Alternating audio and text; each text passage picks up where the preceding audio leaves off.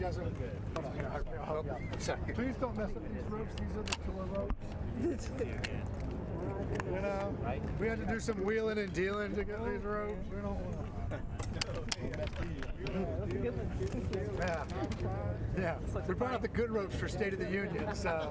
Okay. You know, We got you. I had to bet.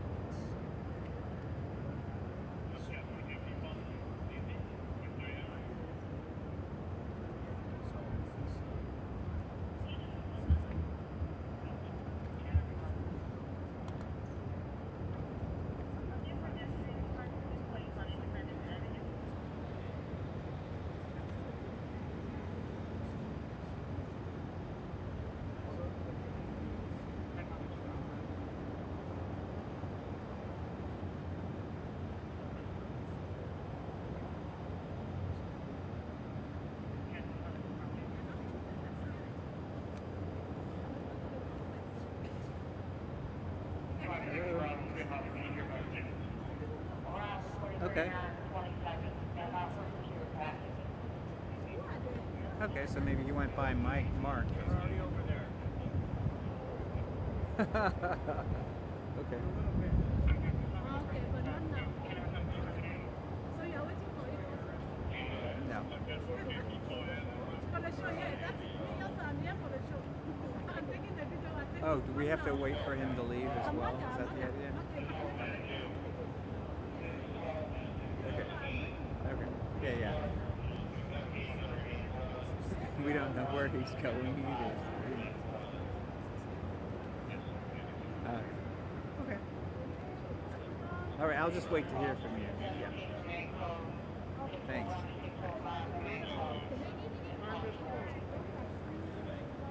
You're good. Let him cross.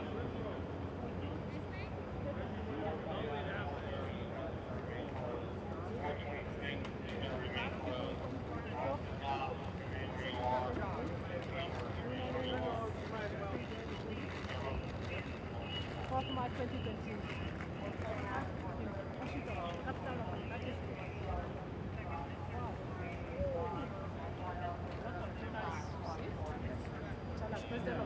In a different way. Political analyst. Which is I know what I'm saying. They said they're going to tell me when they have eyes. The number one and the There. You can come this way. I'm sure one of those was probably the vice president. Yeah.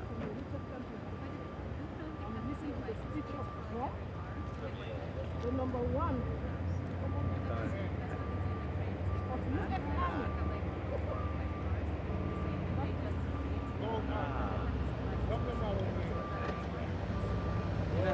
That's a good idea. I don't know. Right?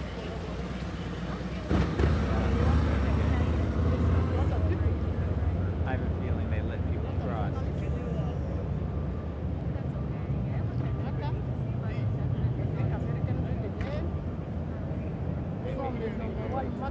Yeah, I don't think so. I don't think so. It's like, it's embarrassing. Our champion,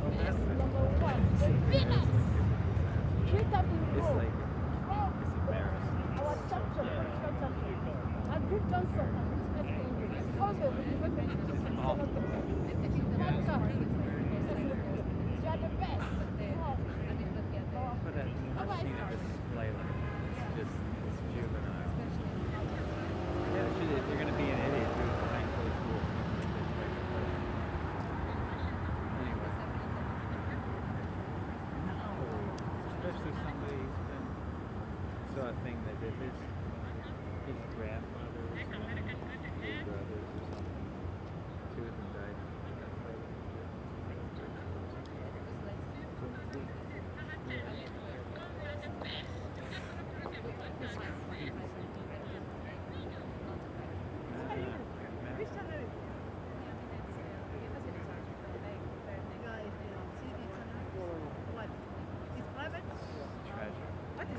I mean, even World War I, my family in New Zealand, we lost two guys. You are just taking your stuff. Here fighting.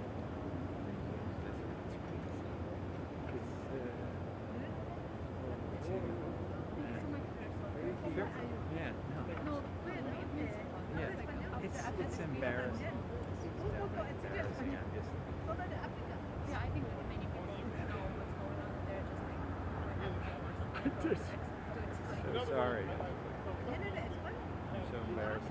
I'm first generation American, and my parents were both from New Zealand.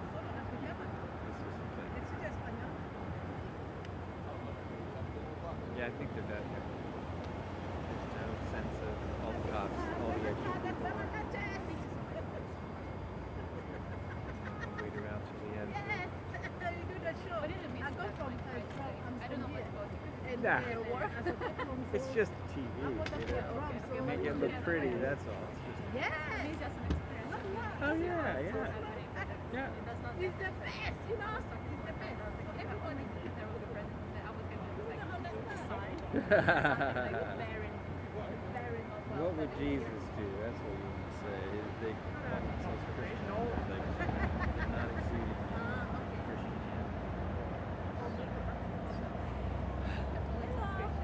channel are you? You are TV? I'm not. Who is that? You are TV? No? No, I'm just. You are just private. No. Today I work for Fox. Usually I work for CNBC. You are working I for work what? for different people. I work for different people and It is for you. Ah, okay. You took everything for people. Okay, I hear you. I was thinking that it's a TV. Freelance What people. side? I'm going to cross. I think you can cross. Come the box, eh? Thank you very much. Yeah, I don't think it's a problem anymore.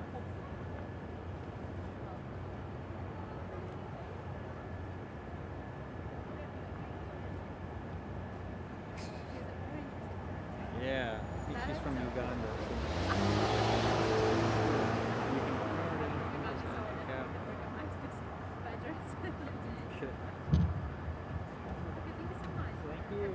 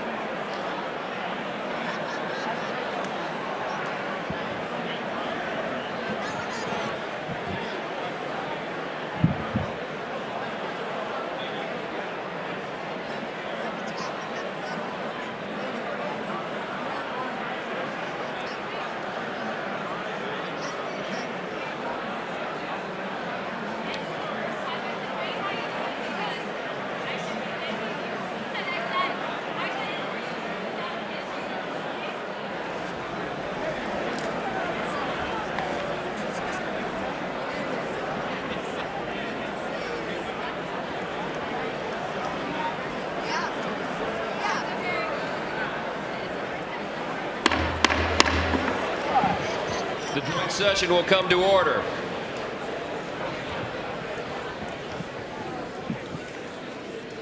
The chair appoints as members of the committee on the part of the House to escort the President of the United States into the chamber the following: the gentleman from Louisiana, Mr. Scalise; the gentleman from Minnesota, Mr. Emmer; the gentlewoman from Michigan, Mrs. McClain; the gentleman from North Carolina, Mr. Hudson; the gentleman from Pennsylvania, Mr. Reschenthaler; the gentleman from Utah, Mr. Moore; the gentlewoman from Indiana, Mrs. Houchin; the gentleman from Oklahoma, Mr. Hearn; the gentleman from New York, Mr. Jeffries; the gentlewoman from Massachusetts, Ms. Clark; the gentleman from California, Mr. Aguilar; the gentleman from California, Mr. Liu; the gentleman from Colorado, Mr. Neguse; the gentlewoman from Washington, Ms. Delbene; the gentlewoman from Michigan, Mrs. Dingell. The President of the Senate, at the direction of that body, appoints the following senators as members of the committee on the part of the Senate to escort the President of the United States into the House chamber: the Senator from South Dakota, Mr. Thune; the Senator from Wyoming, Mr. Barrasso; the Senator from Arkansas, Mr. Cotton; the Senator from Oklahoma, Mr. Lankford; the Senator from West Virginia, Mrs. Capito; the Senator from South Carolina, Mr. Scott; the Senator from New York, Mr. Schumer; the Senator from Illinois, Mr. Durbin; the Senator from Minnesota, Ms. Klobuchar; the Senator from New Jersey, Mr. Booker; the Senator from Wisconsin, Ms. Baldwin.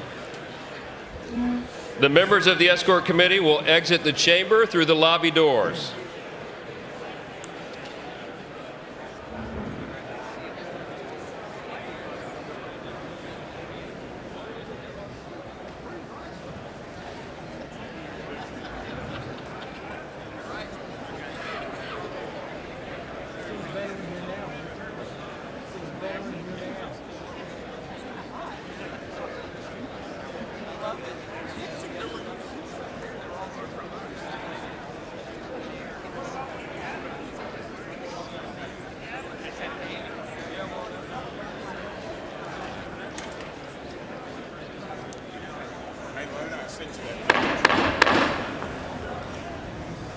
Mr. Speaker, the Dean of the Diplomatic Corps.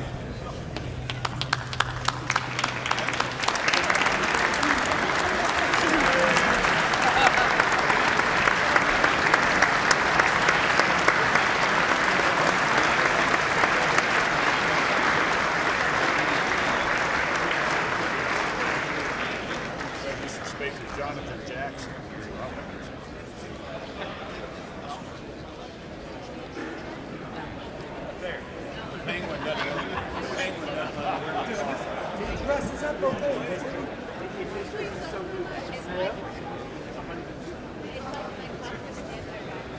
My wife loves this gray suit. I hate it, but I wear it.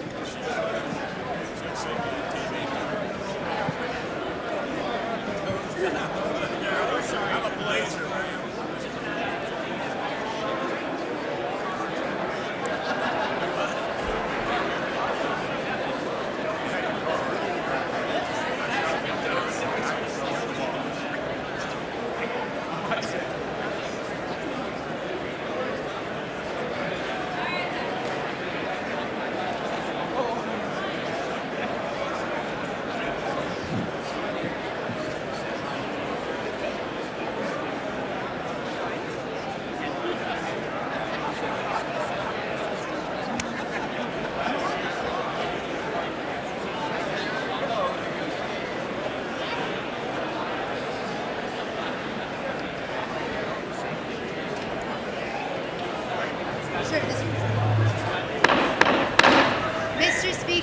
Chief Justice and Associate Justices of the United States Supreme Court.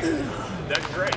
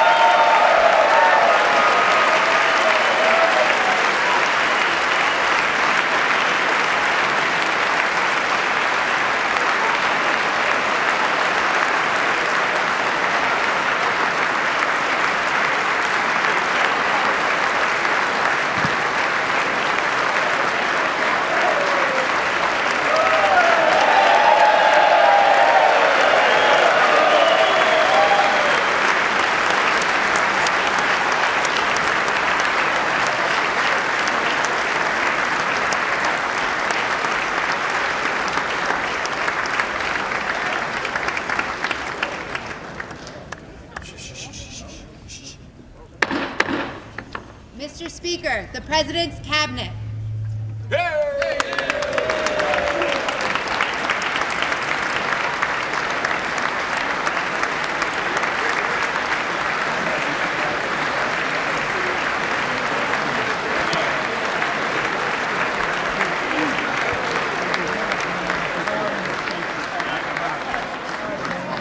That's true. I should have done better. I should have done way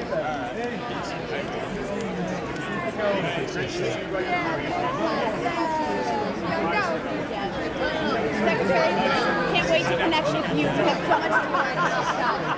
Yes.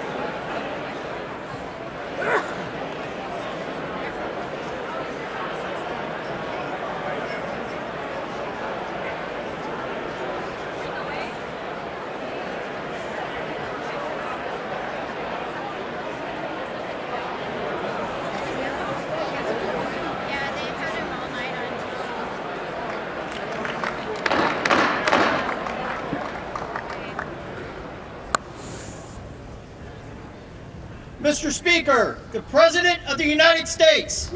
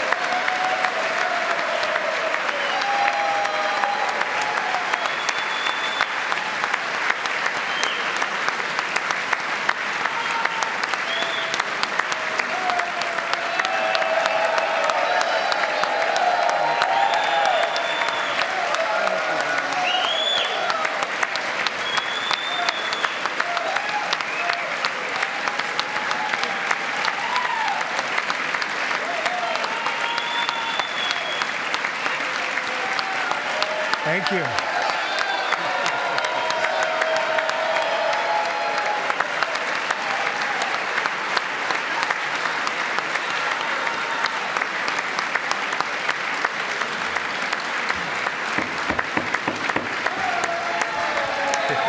Thank you very much. Thank you very much. It's a great honor. Thank you very much. Speaker Johnson, Vice President Vance, the First Lady of the United States,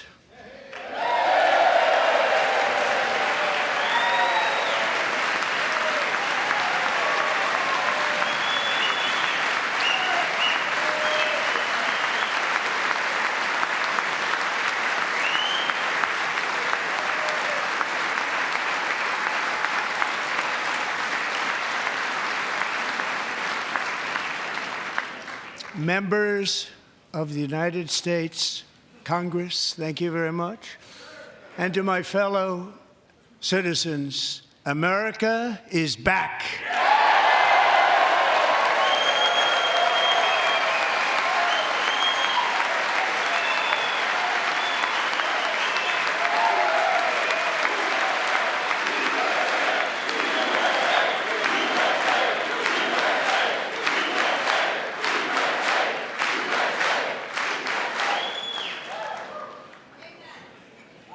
6 weeks ago, I stood beneath the dome of this Capitol and proclaimed the dawn of the golden age of America. From that moment on, it has been nothing but swift and unrelenting action to usher in the greatest and most successful era in the history of our country. We have accomplished more in 43 days than most administrations accomplished in 4 years or 8 years, and we are just getting started.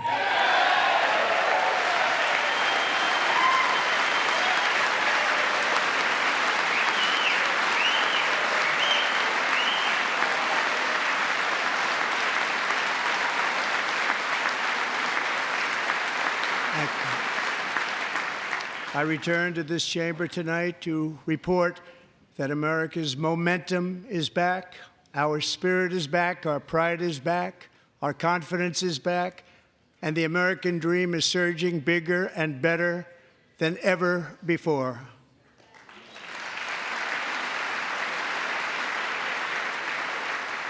The American dream is unstoppable, and our country is on the verge of a comeback, the likes of which the world has never witnessed and perhaps will never witness again. There's never been anything like it. The presidential election of November 5th was a mandate like has not been seen in many decades. We won all 7 swing states, giving us an electoral college victory of 312 votes.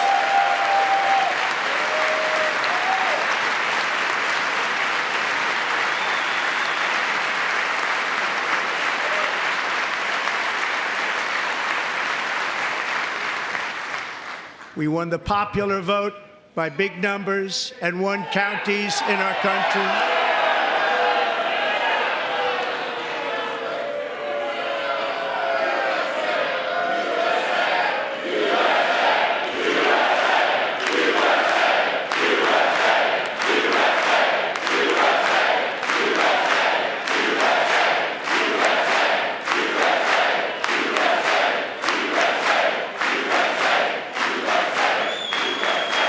And won counties in our country, 2,700 to 525, on a map that reads almost completely red for Republican.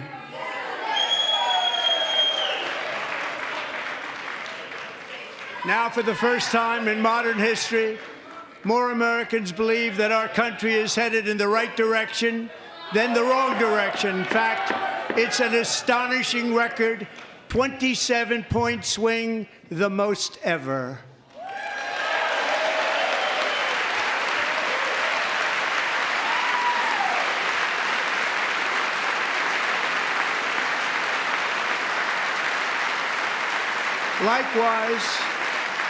Small business optimism saw its single largest one-month gain ever recorded, a 41-point jump.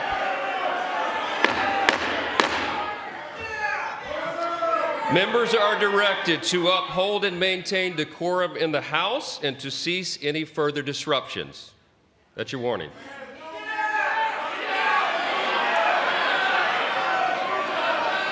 Members are engaging in willful and continuing breach of decorum, and the chair is prepared to direct the Sergeant-at-Arms to restore order to the joint session.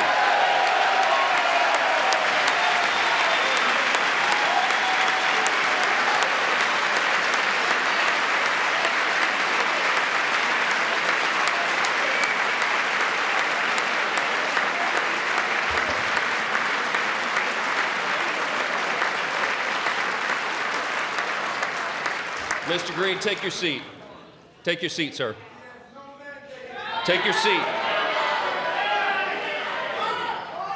Finding that members continue to engage in willful and concerted disruption of proper decorum, the chair now directs the Sergeant-at-Arms to restore order. Remove this gentleman from the chamber.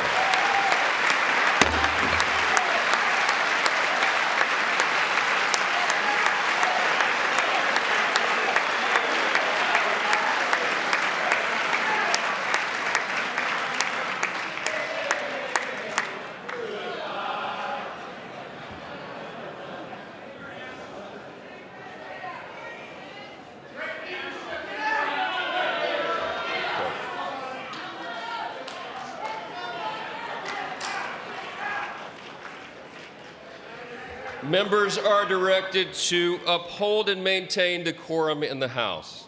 Mr. President, you continue. Thank you. Over the past 6 weeks, I have signed nearly 100 executive orders and taken more than 400 executive actions, a record to restore common sense, safety, optimism, and wealth all across our wonderful land. The people elected me to do the job, and I'm doing it.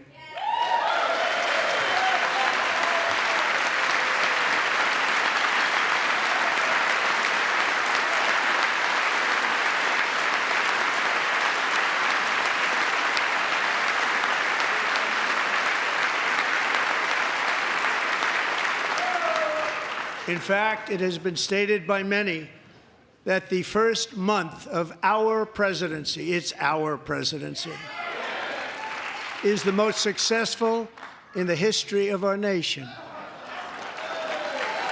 By many.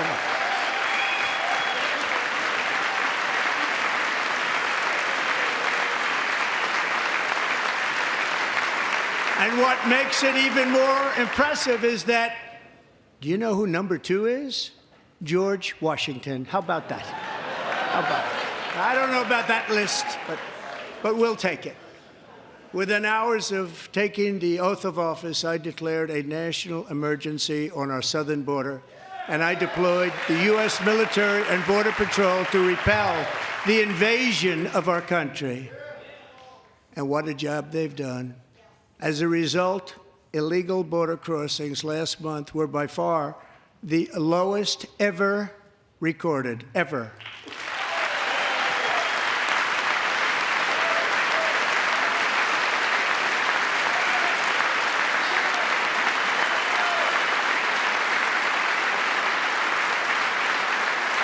They heard my words and they chose not to come. Much easier that way. In comparison, under Joe Biden, the worst president in American history, there were hundreds of thousands of illegal crossings a month, and virtually all of them, including murderers, drug dealers, gang members, and people from mental institutions and insane asylums, were released into our country. Who would want to do that? This is my 5th such speech to Congress. And once again, I look at the Democrats in front of me, and I realize there is absolutely nothing I can say to make them happy or to make them stand or smile or applaud. Nothing I can do. I could find a cure to the most devastating disease, a disease that would wipe out entire nations, or announce the answers to the greatest economy in history or the stoppage of crime to the lowest levels ever recorded. And these people sitting right here will not clap, will not stand, and certainly will not cheer for these astronomical achievements. They won't do it, no matter what. Five times I've been up here. It's very sad, and it just shouldn't be this way.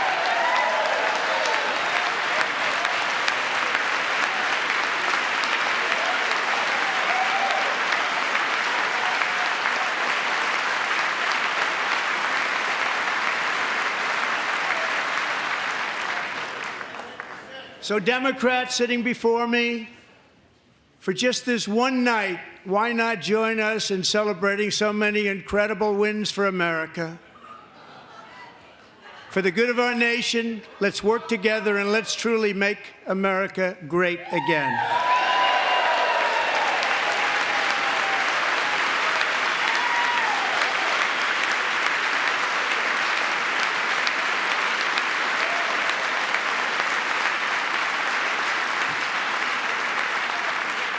Every day, my administration is fighting to deliver the change America needs to bring a future that America deserves, and we're doing it.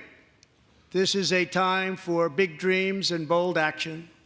Upon taking office, I imposed an immediate freeze on all federal hiring, a freeze on all new federal regulations, and a freeze on all foreign aid.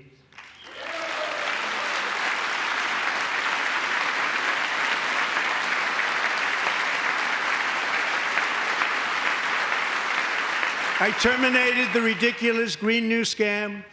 I withdrew from the unfair Paris Climate Accord, which was costing us trillions of dollars that other countries were not paying. I withdrew from the corrupt World Health Organization.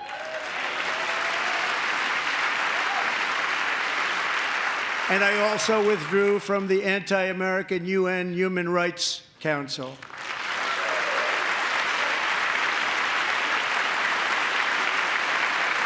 We ended all of Biden's environmental restrictions that were making our country far less safe and totally unaffordable. And importantly, we ended the last administration's insane electric vehicle mandate, saving our auto workers and companies from economic destruction.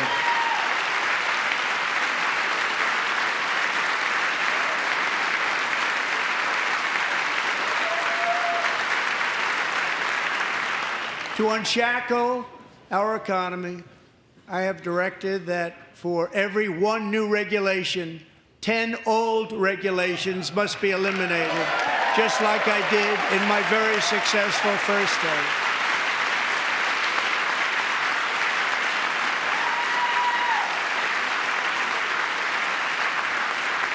And in that first term, we set records on ending unnecessary rules and regulations like no other president had done before. We ordered all federal workers to return to the office. They will either show up for work in person or be removed from their job.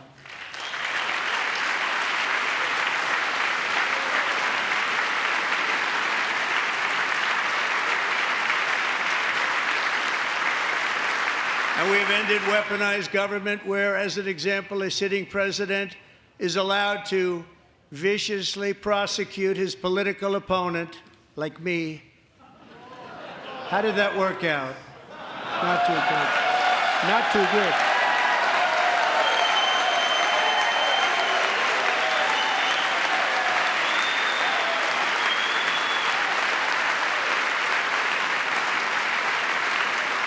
And I have stopped all government censorship and brought back free speech in America. It's back.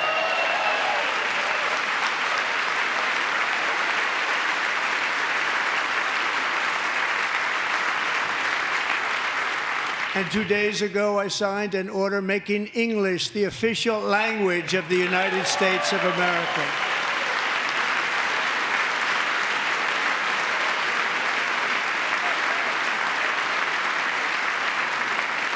I renamed the Gulf of Mexico the Gulf of America.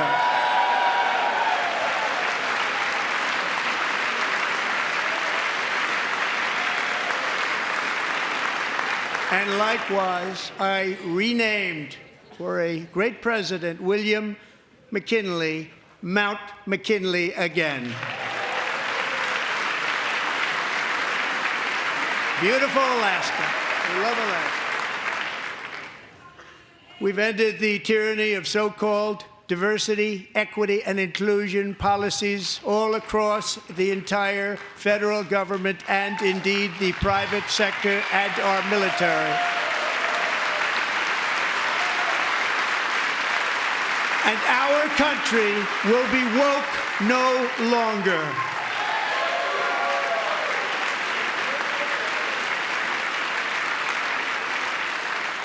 We believe that whether you are a doctor, an accountant, a lawyer, or an air traffic controller, you should be hired and promoted based on skill and competence, not race or gender. Very important.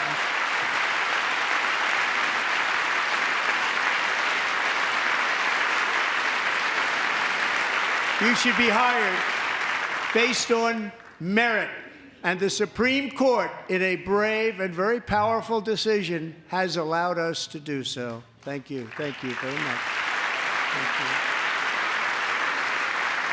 you. We have removed the poison of critical race theory from our public schools, and I signed an order making it the official policy of the United States government that there are only two genders, male and female.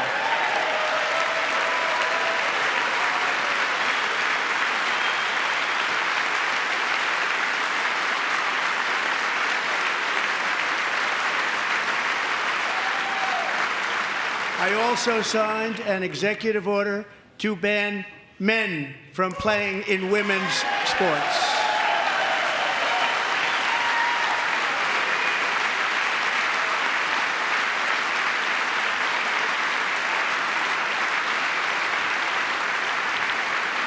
Three years ago, Peyton McNabb was an all-star high school athlete, one of the best, preparing for a future in college sports. But when her girls' volleyball match was invaded by a male, he smashed the ball so hard in Peyton's face, causing traumatic brain injury, partially paralyzing her right side, and ending her athletic career. It was a shot like she's never seen before. She's never seen anything like it. Peyton is here tonight in the gallery, and Peyton, from now on, schools will kick the men off the girls' team, or they will lose all federal funding.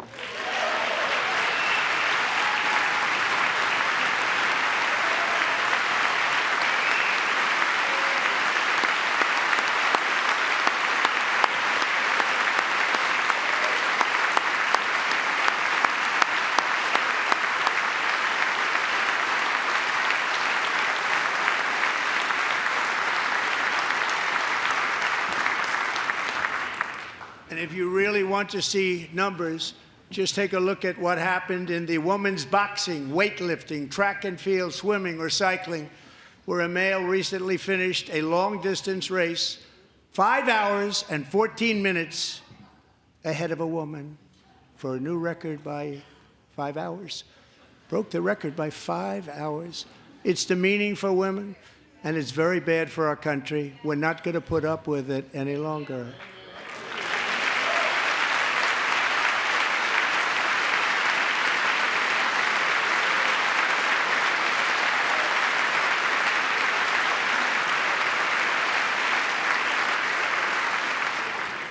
What I have just described is only a small fraction of the common sense revolution that is now, because of us, sweeping the entire world. Common sense has become a common theme, and we will never go back. Never. Never going to let that happen.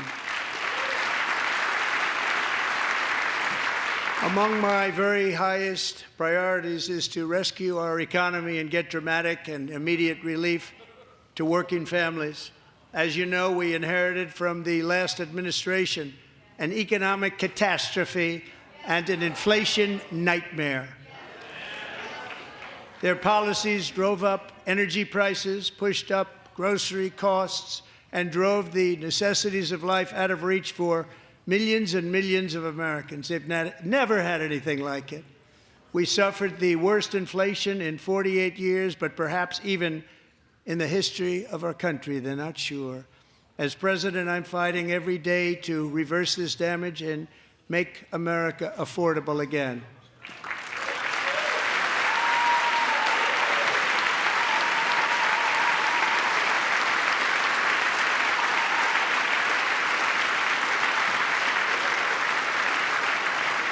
Joe Biden especially let the price of eggs get out of control.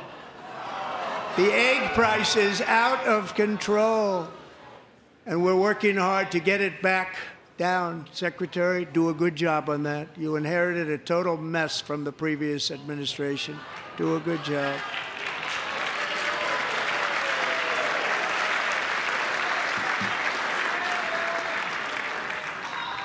A major focus of our fight to defeat inflation is rapidly reducing the cost of energy.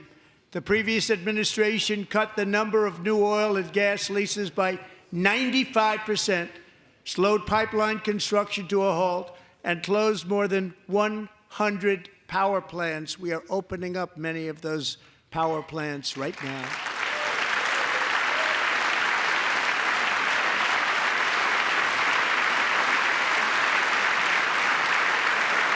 And frankly, we have never seen anything like it. That's why on my first day in office, I declared a national energy emergency.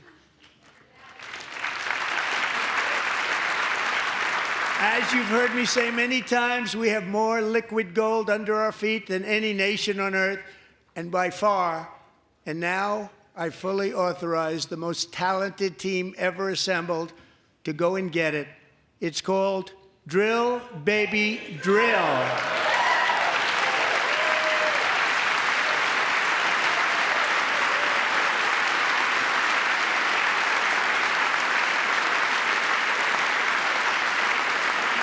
My administration is also working on a gigantic natural gas pipeline in Alaska, among the largest in the world, where Japan, South Korea, and other nations want to be our partner with investments of trillions of dollars each. There's never been anything like that one.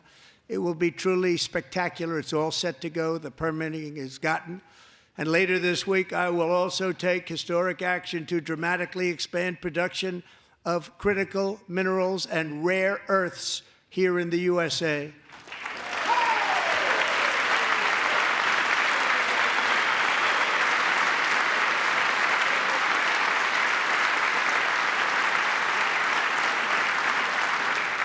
To further combat inflation, we will not only be reducing the cost of energy, but will be ending the flagrant waste of taxpayer dollars.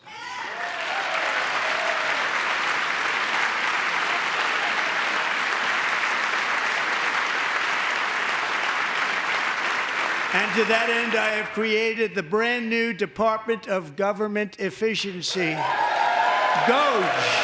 Perhaps you've heard of it. Perhaps.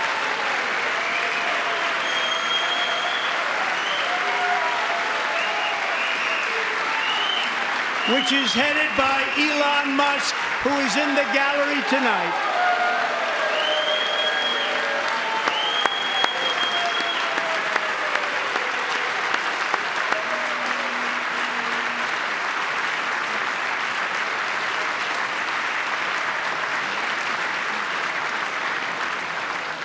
Thank you, Elon. He's working very hard. He didn't need this.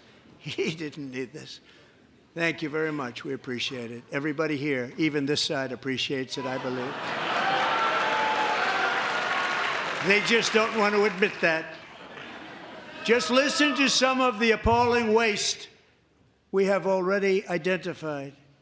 $22 billion from HHS to provide free housing and cars for illegal aliens. $45 million for diversity, equity, and inclusion scholarships in Burma. $40 million to improve the social and economic inclusion of sedentary migrants. Nobody knows what that is. $8 million to promote LGBTQI+ in the African nation of Lesotho, which nobody has ever heard of. $60 million for indigenous peoples and Afro-Colombian empowerment in Central America. $60 million. $8 million for making mice transgender. This is real. $32 million for a left-wing propaganda operation in Moldova. $10 million for male circumcision in Mozambique. $20 million for the Arab Sesame Street in the Middle East. It's a program. $20 million for a program.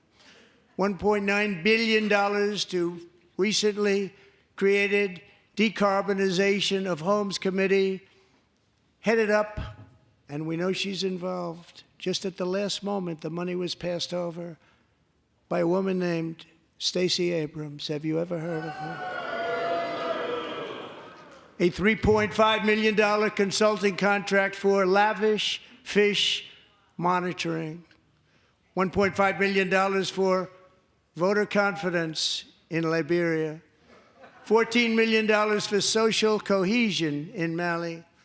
$59 million for illegal alien hotel rooms in New York City. He's a real estate developer. He's done very well. $250,000 to increase vegan local climate action innovation in Zambia. $42 million for social and behavior change in Uganda. $14 million for improving public procurement in Serbia. $47 million for improving learning outcomes in Asia. Asia's doing very well with learning. We know what we're doing. We should use it ourselves. And $101 million for DEI contracts at the Department of Education. The most ever paid, nothing even like it. Under the Trump administration, all of these scams, and they're far worse, but I didn't think it was appropriate to talk about them. They're so bad. Many more have been found out and exposed and swiftly terminated by a group of very intelligent, mostly young people, headed up by Elon, and we appreciate it. We found hundreds of billions of dollars of fraud.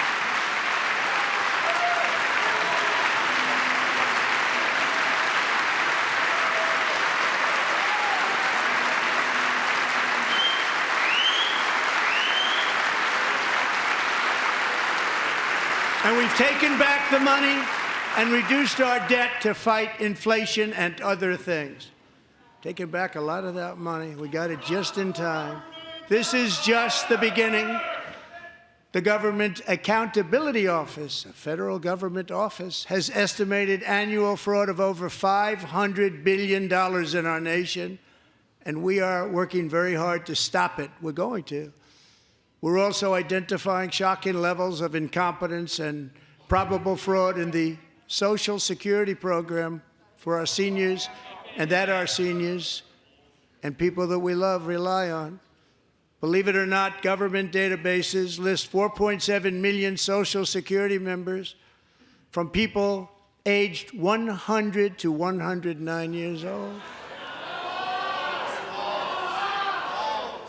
It lists 3.6 million people from ages 110 to 119. I don't know any of them. I know some people that are rather elderly, but not quite that elderly. 3.47 million people from ages 120 to 129. 3.9 million people from ages 130 to 139. 3.5 million people from ages 140 to 149. And money is being paid to many of them, and we're searching right now. In fact, Pam, good luck. Good luck. You're going to find it. But a lot of money is paid out to people because it just keeps getting paid, and nobody does, and it really hurts Social Security and hurts our country. 1.3 million people from ages 150 to 159, and over 130,000 people, according to the Social Security databases, are age over 160 years old. We have a healthier country than I thought, Bobby.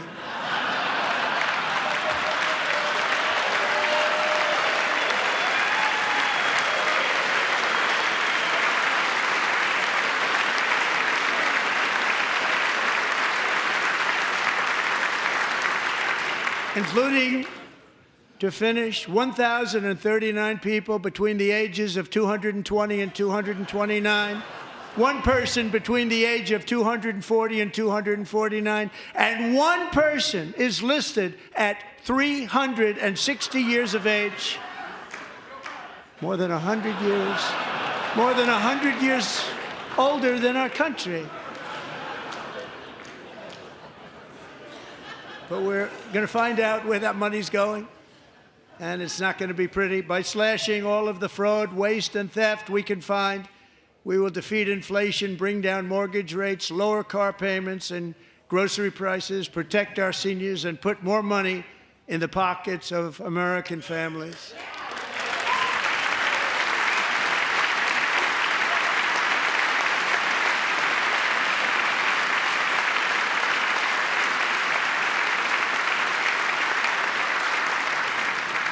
And today, interest rates took a beautiful drop, big, beautiful drop. It's about time. And in the near future, I want to do what has not been done in 24 years, balance the federal budget. We're going to balance it.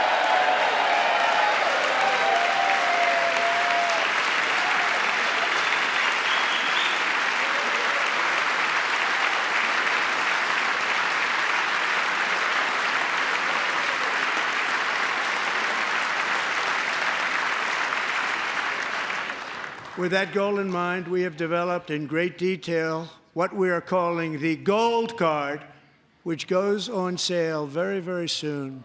For $5 million, we will allow the most successful job-creating people from all over the world to buy a path to U.S. citizenship. It's like the green card, but better and more sophisticated. And these people will have to pay tax in our country. They won't have to pay tax from where they came. The money that they've made, you wouldn't want to do that, but they have to pay tax, create jobs. They'll also be taking people out of colleges and paying for them so that we can keep them in our country instead of having them being forced out. Number one, at the top school, as an example, being forced out and not being allowed to stay and create tremendous numbers of jobs and great success for a company out there. So while we take out the criminals, killers, traffickers, and child predators who are allowed to enter our country under the open border policy of these people, the Democrats, the Biden administration, the open border insane policies that you've allowed to destroy our country, we will now bring in brilliant, hardworking, job-creating people. They're going to pay a lot of money, and we're going to reduce our debt with that money.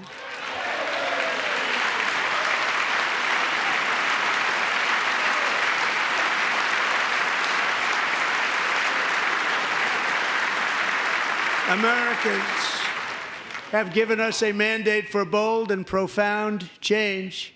For nearly 100 years, the federal bureaucracy has grown until it has crushed our freedoms, ballooned our deficits, and held back America's potential in every possible way.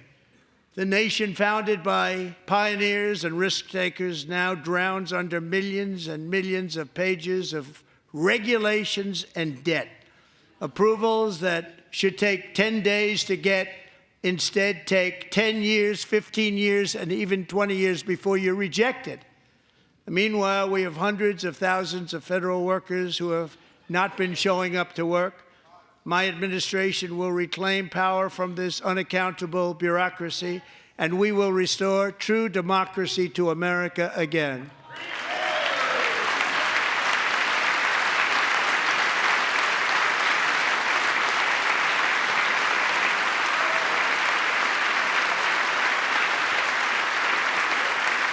any federal bureaucrat who resists this change will be removed from office immediately. Because we are draining the swamp. It's very simple. And the days of rule by unelected bureaucrats are over.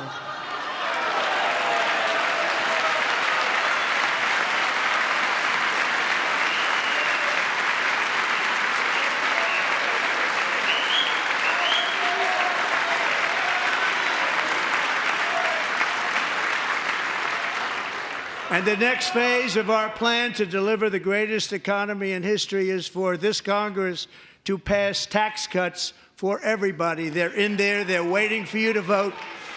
And I'm sure that the people on my right, I don't mean the Republican right, but my right here, I'm sure you're going to vote for those tax cuts, because otherwise I don't believe the people will ever vote you into office. So I'm doing you a big favor by telling you that. But I know this group is going to be voting for the tax.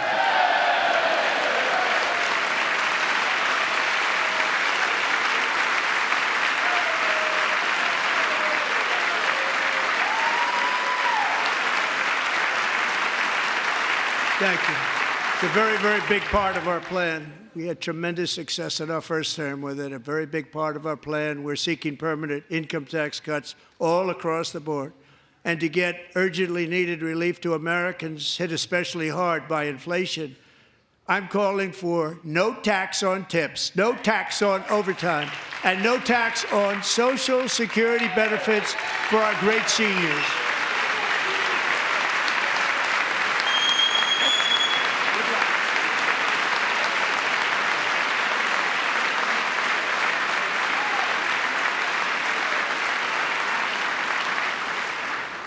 And I also want to make interest payments on car loans tax deductible, but only if the car is made in America.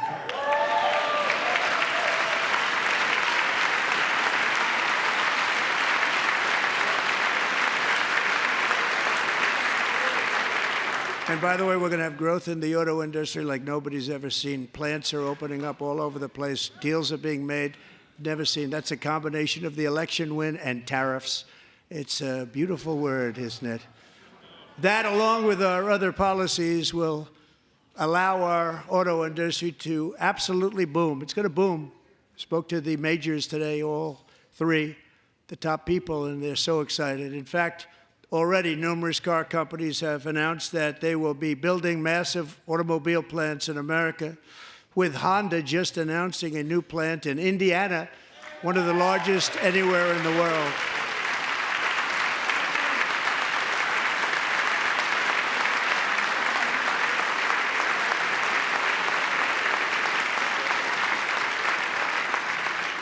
And this has taken place since our great victory on November 5th, a date which will hopefully go down as one of the most important in the history of our country.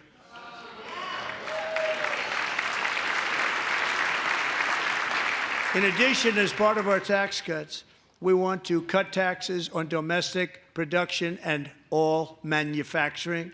And just as we did before, we will provide 100% expensing. It will be retroactive to January 20th, 2025. And it was one of the main reasons why our tax cuts were so successful in our first term, giving us the most successful economy in the history of our country. First term. We had a great first term.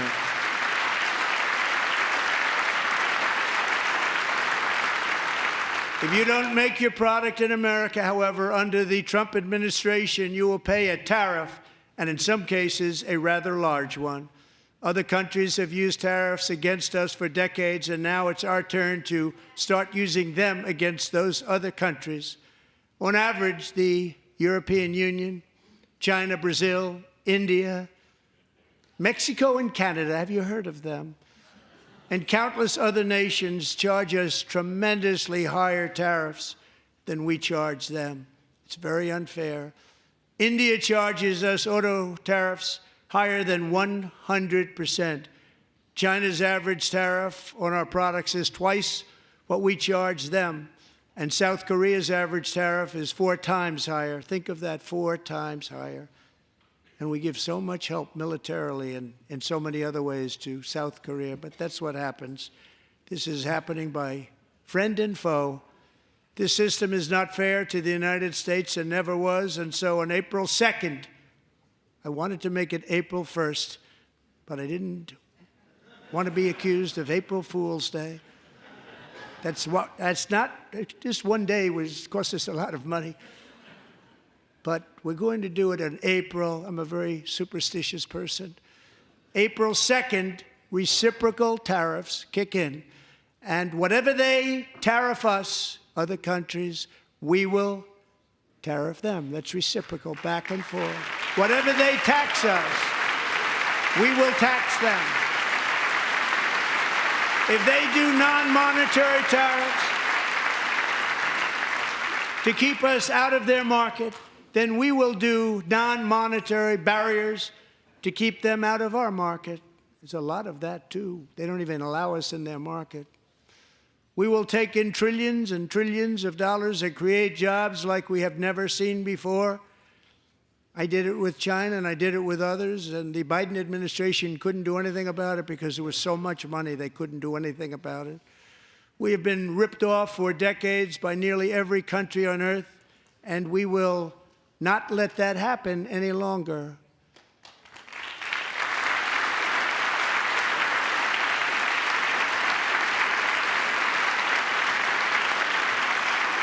Much has been said over the last 3 months about Mexico and Canada, but we have very large deficits with both of them. But even more importantly, they've allowed fentanyl to come into our country at levels never seen before, killing hundreds of thousands of our citizens and many very young, beautiful people, destroying families. Nobody's ever seen anything like it. They are, in effect, receiving subsidies of hundreds of billions of dollars. We pay subsidies to Canada and to Mexico of hundreds of billions of dollars, and the United States will not be doing that any longer. We're not going to do it any longer.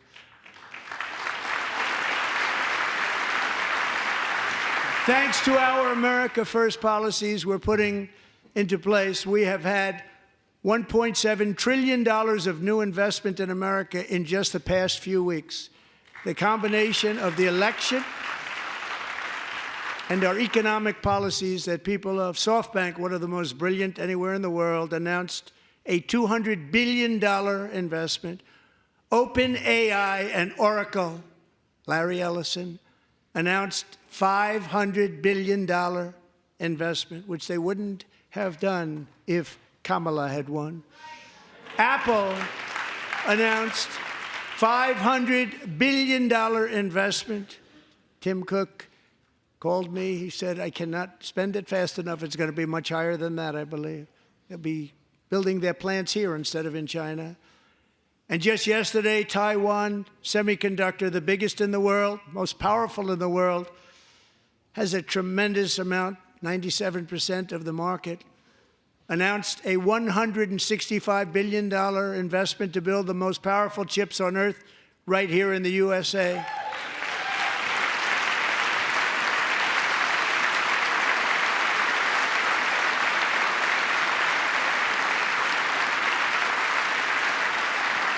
And we're not giving them any money. Your CHIPS Act is a horrible, horrible thing. We give hundreds of billions of dollars, and it doesn't mean a thing. They take our money and they don't spend it. All that meant to them, we're giving them no money. All that was important to them was they didn't want to pay the tariffs, so they came and they're building, and many other companies are coming. We don't have to give them money. We just want to protect our businesses and our people. And they will come because they won't have to pay tariffs if they build in America. So it's very amazing.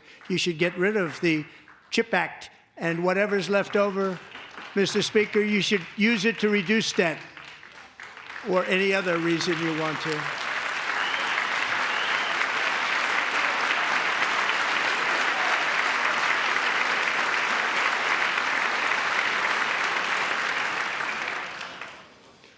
Our new trade policy will also be great for the American farmer. I love the farmer.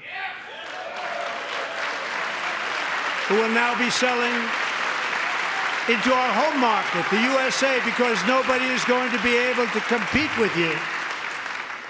because there's goods that come in from other countries and companies. They're really in a bad position in so many different ways. They're uninspected. They may be very dirty and disgusting, and they come in and they pour in, and they hurt our American farmers. The tariffs will go on agricultural product coming into America, and our farmers, starting on April 2nd, it may be a little bit of an adjustment period. We had that before when I made the deal with China, $50 billion of purchases, and I said, just bear with me, and they did. They did. Probably have to bear with me again, and this will be even better. That was great. The problem with it was that Biden didn't enforce it. He didn't enforce it. $50 billion of purchases, and we were doing great, but Biden did not enforce it, and it hurt our farmers. But our farmers are going to have a field day right now. So to our farmers, have a lot of fun. I love you too. I love you too. It's all going to happen.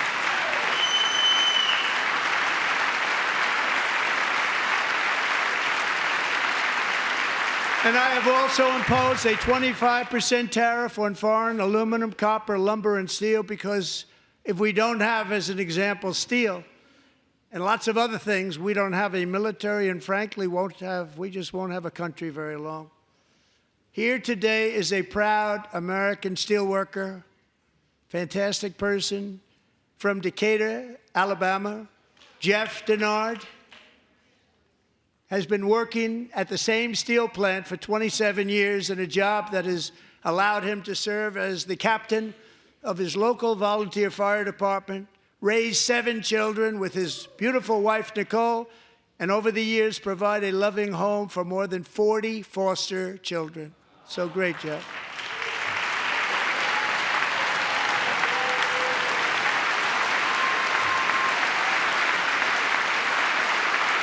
Thank you, Jeff.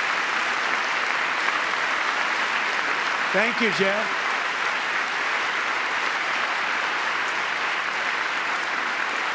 Stories like Jeff's remind us that tariffs are not just about protecting American jobs. They're about protecting the soul of our country. Tariffs are about making America rich again and making America great again, and it's happening, and it will happen rather quickly. There'll be a little disturbance, but we're okay with that. It won't be much. No, you're not. Oh. And look where Biden took us, very low, the lowest we've ever been. Jeff, I want to thank you very much. And I also want to recognize another person who has devoted herself to foster care community. She works so hard on it. A very loving person, our magnificent First Lady of the United States.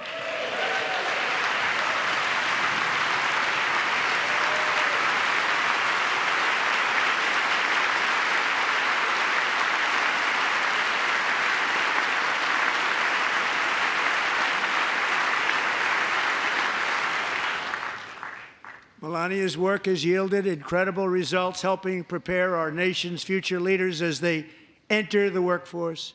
Our First Lady is joined by 2 impressive young women, very impressive. Haley Ferguson, who benefited from the First Lady's Fostering the Future initiative and is poised to complete her education and become a teacher. And Elliston Berry, who became a victim of an illicit deepfake image produced by a peer. With Elliston's help, the Senate just passed the Take It Down Act, and this is so important. Thank you very much, John. John Thune, thank you. Stand up, John. Thank you, John.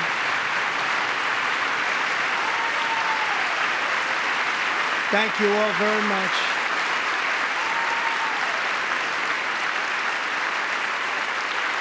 Thank you. And thank you to John Thune and the Senate. Great job. To criminalize the publication of such images online is a terrible, terrible thing. And once it passes the House, I look forward to signing that bill into law. Thank you. And I'm going to use that bill for myself, too, if you don't mind. Because nobody gets treated worse than I do online. Nobody. That's great. Thank you very much to the Senate. Thank you. But if we truly care about protecting Americans' children, no step is more crucial than securing America's borders. Over the past 4 years, 21 million people poured into the United States. Many of them were murderers, human traffickers, gang members, and other criminals from the streets of dangerous cities all throughout the world. Because of Joe Biden's insane and very dangerous open border policies, they are now strongly embedded in our country, but we are getting them out and getting them out fast.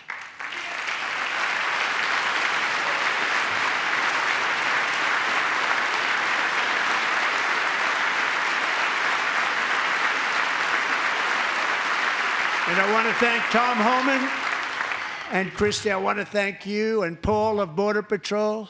I want to thank you. What a job they've all done. Everybody, Border Patrol, ICE, law enforcement in general is incredible. We have to take care of our law enforcement. Have to.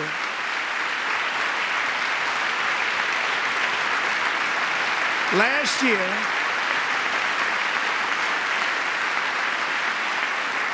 a brilliant 22-year-old nursing student named Laken Riley, the best in her class, admired by everybody, went out for a jog on the campus of the University of Georgia. That morning, Laken was viciously attacked, assaulted, beaten, brutalized, and horrifically murdered. Laken was stolen from us by a savage illegal alien gang member who was arrested while trespassing across Biden's open southern border and then set loose into the United States under the heartless policies of that failed administration. It was indeed a failed administration. He had then been arrested and released in a Democrat-run sanctuary city, a disaster, before ending the life of this beautiful young angel. With us this evening are Laken's beloved mother, Allison, and her sister, Lauren.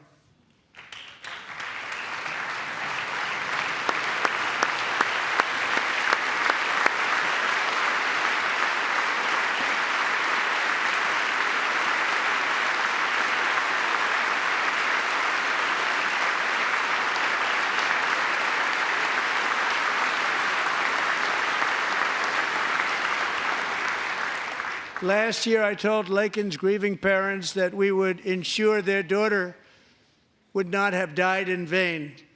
That's why the very first bill I signed into law as your 47th president mandates the detention of all dangerous criminal aliens who threaten public safety. It's a very strong, powerful act.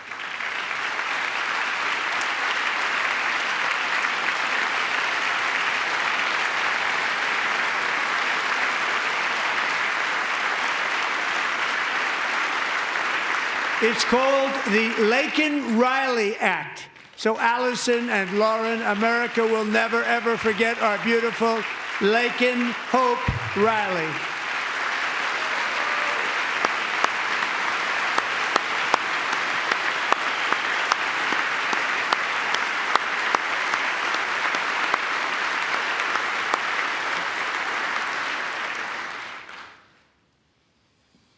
Thank you very much. Since taking office, my administration has launched the most sweeping border and immigration crackdown in American history, and we quickly achieved the lowest numbers of illegal border crossers ever recorded. Thank you.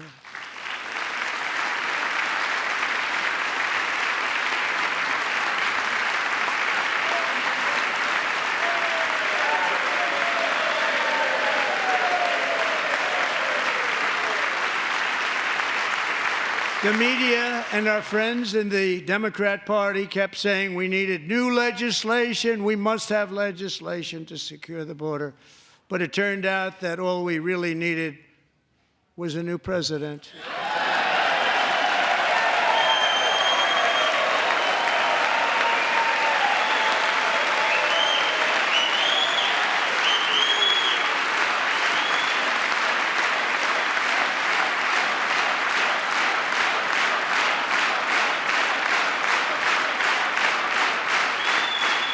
Thank you. Joe Biden didn't just open our borders, he flew illegal aliens over them to overwhelm our schools, hospitals, and communities throughout the country. Entire towns like Aurora, Colorado, and Springfield, Ohio, buckled under the weight of the migrant occupation and corruption like nobody's ever seen before. Beautiful towns destroyed. Now, just as I promised in my inaugural address, we are achieving the great liberation of America.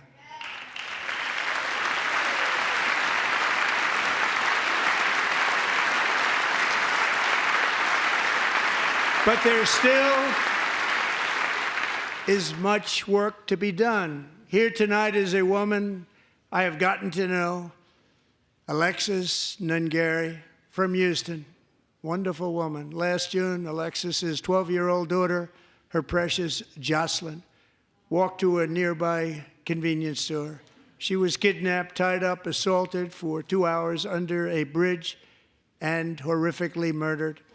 Arrested and charged with this heinous crime are 2 illegal alien monsters from Venezuela, released into America by the last administration through their ridiculous open border. The death of this beautiful 12-year-old girl and the agony of her mother and family touched our entire nation greatly. Alexis, I promised that we would always remember your daughter, your magnificent daughter, and earlier tonight, I signed an order keeping my word to you. One thing I have learned about Jocelyn is that she loved animals so much. She loved nature.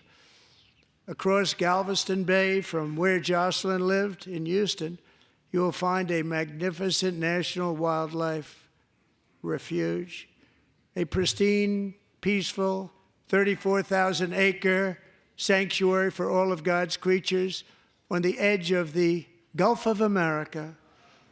Alexis, moments ago, I formally renamed that refuge in loving memory of your beautiful daughter, Jocelyn. So, Mr. Vice President, if you would, may I have the order?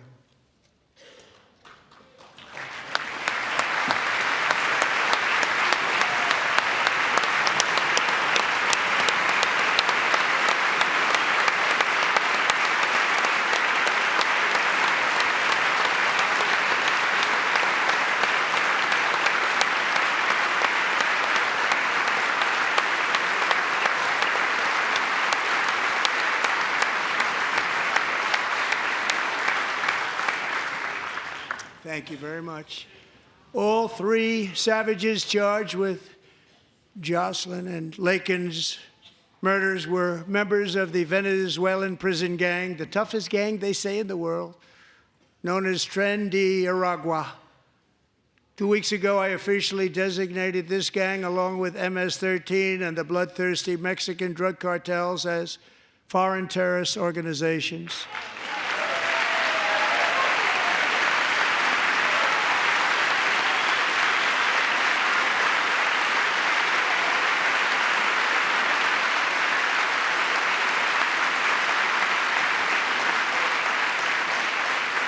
They are now officially in the same category as ISIS, and that's not good for them.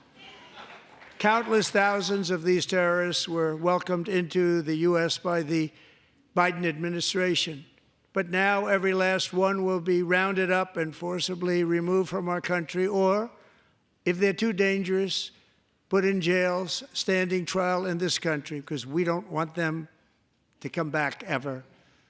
With us this evening is a warrior on the front lines of that battle, Border Patrol Agent Roberto Ortiz. Great guy.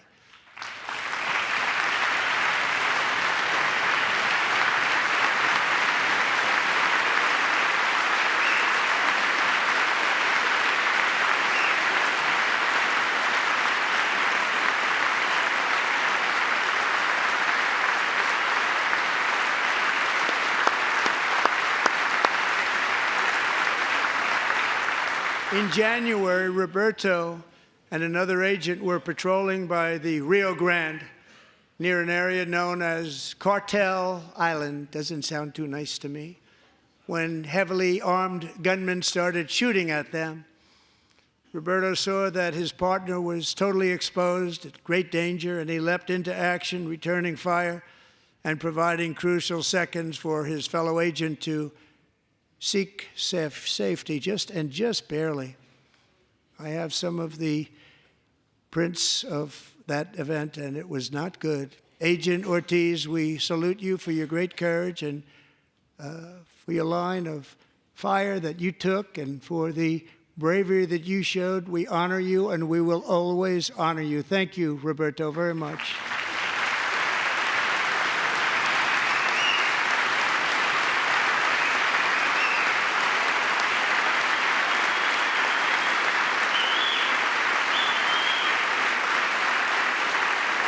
Thank you, Roberto. And I actually got to know him on my many calls to the border. He's a great gentleman. The territory to the immediate south of our border is now dominated entirely by criminal cartels that murder, rape, torture, and exercise total control. They have total control over a whole nation, posing a grave threat to our national security. The cartels are waging war on America, and it's time for America to wage war on the cartels, which we are doing.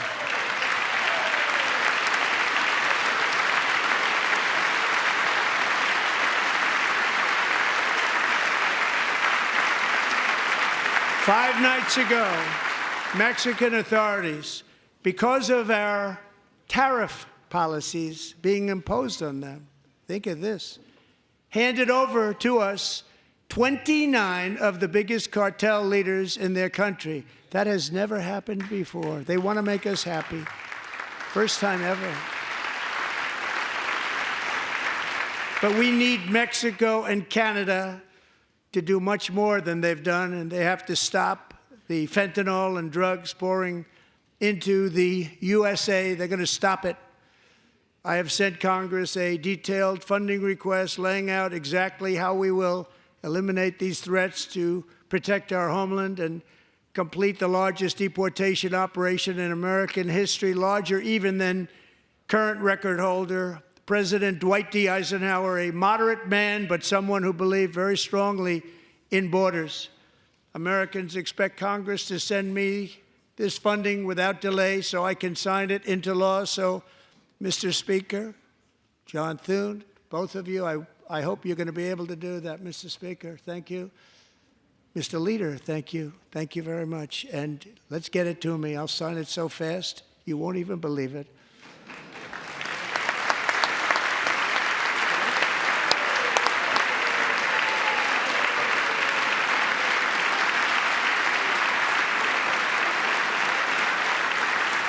And as we reclaim our sovereignty, we must also bring back law and order to our cities and towns.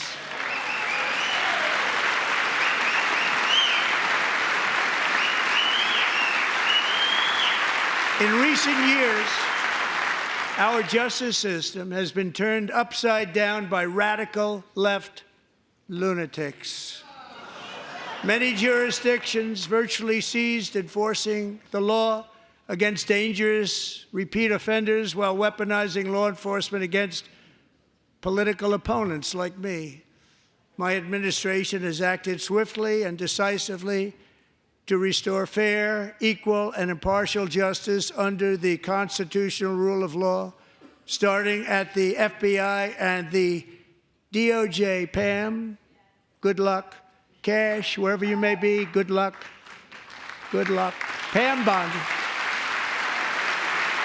Good luck. So important. Going to do a great job. Cash, thank you.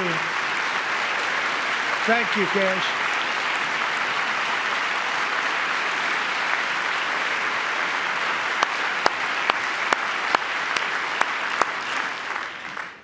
They've already started very strong. They're going to do a fantastic job. You're going to be very proud of them.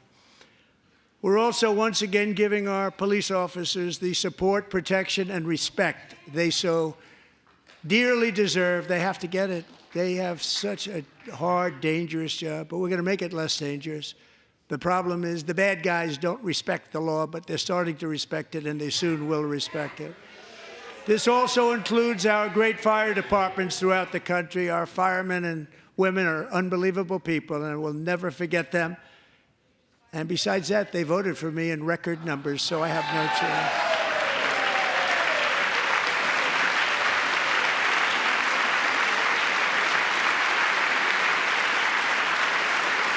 1 year ago this month, 31-year-old New York police officer Jonathan Diller, unbelievably wonderful person and a great officer, was gunned down at a traffic stop on Long Island. I went to his funeral. The vicious criminal charged with his murder had 21 prior arrests, and they were rough arrests, too. He was a real bad one. The thug in the seat next to him had 14 prior arrests and went by the name of Killer. He was Killer. He killed other people, they say, a lot of them.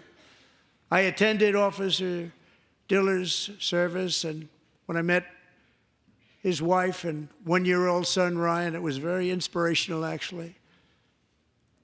His widow's name is Stephanie, and she is here tonight. Stephanie, thank you very much, Stephanie. Thank you very much.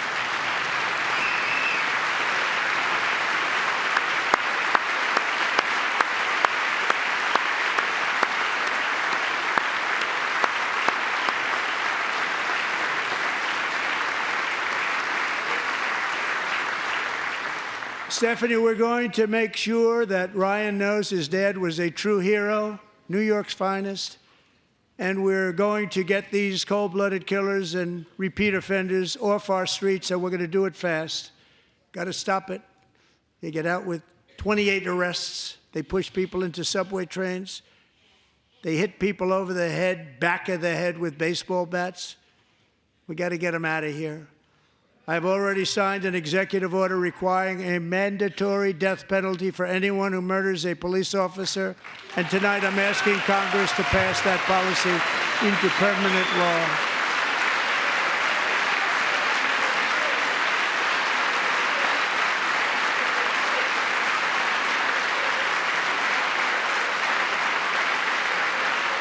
I'm also asking for a new crime bill getting tough on repeat offenders while enhancing protections for America's police officers so they can do their jobs without fear of their lives being totally destroyed.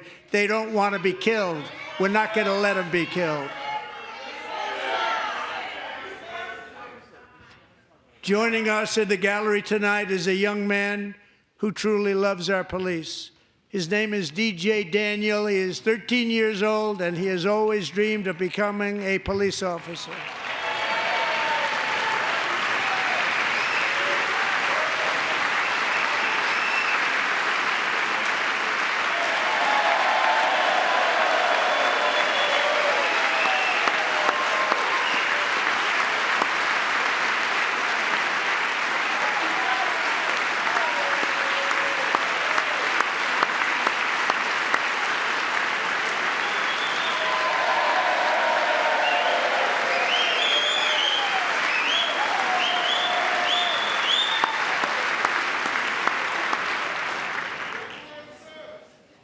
But in 2018, DJ was diagnosed with brain cancer.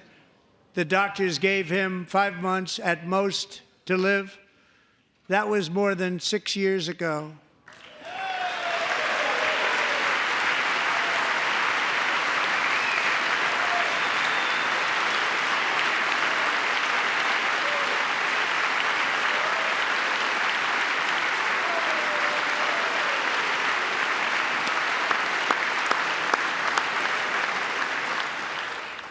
Since that time, DJ and his dad have been on a quest to make his dream come true, and DJ has been sworn in as an honorary law enforcement officer, actually a number of times. The police love him, the police departments love him. And tonight, DJ, we're going to do you the biggest honor of them all. I am asking our new Secret Service Director, Sean Curran, to officially make you an agent of the United States Secret Service.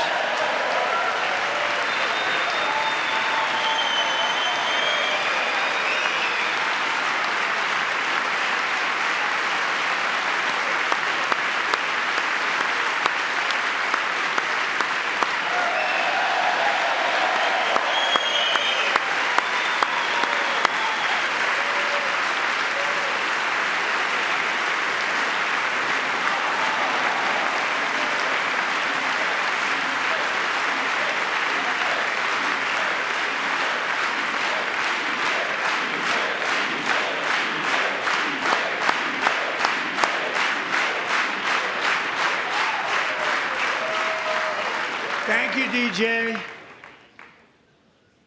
DJ's doctors believe his cancer likely came from a chemical he was exposed to when he was younger.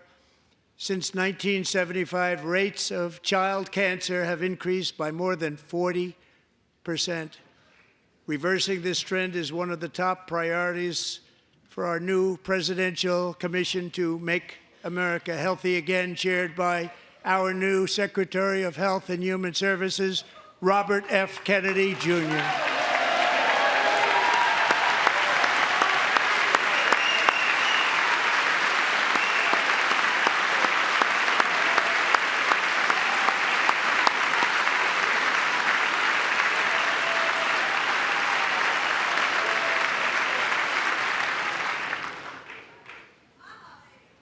With the name Kennedy, you would have thought everybody over here would have been cheering.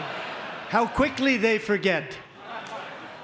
Our goal is to get toxins out of our environment, poisons out of our food supply, and keep our children healthy and strong. As an example, not long ago, and you can't even believe these numbers, 1 in 10,000 children had autism, 1 in 10,000.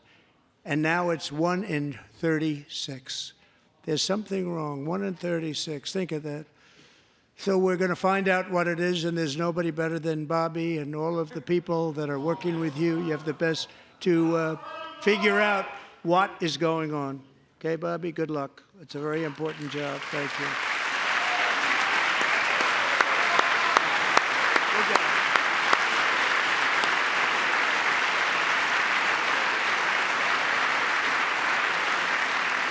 Thank you. My administration is also working to protect our children from toxic ideologies in our schools. A few years ago, January Littlejohn and her husband discovered that their daughter's school had secretly socially transitioned their 13-year-old little girl. Teachers and administrators conspired to deceive January and her husband while encouraging her daughter to use a new name and pronouns. They, them pronoun, actually, all without telling January, who is here tonight and is now a courageous advocate against this form of child abuse. January, thank you. Thank you. Thank you very much.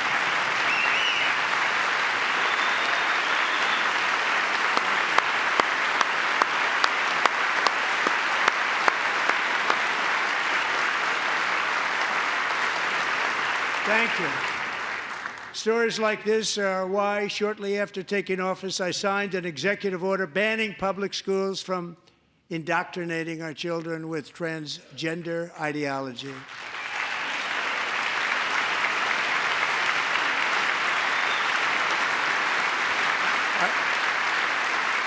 I also signed an order to cut off all taxpayer funding to any institution that engages in the sexual mutilation of our youth.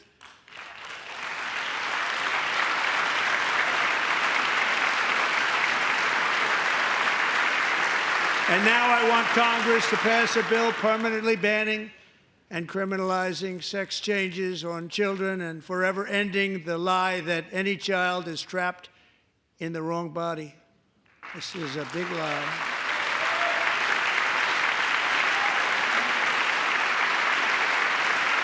And our message to every child in America is that you are perfect exactly the way God made you.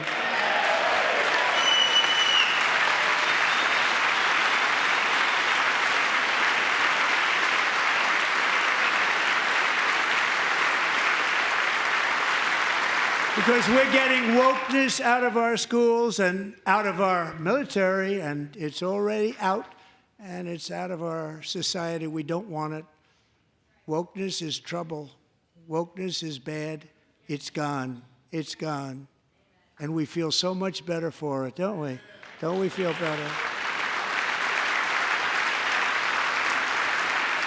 Our service members won't be activists and ideologues. They will be fighters and warriors. They will fight for our country. And Pete, congratulations. Secretary of Defense, congratulations.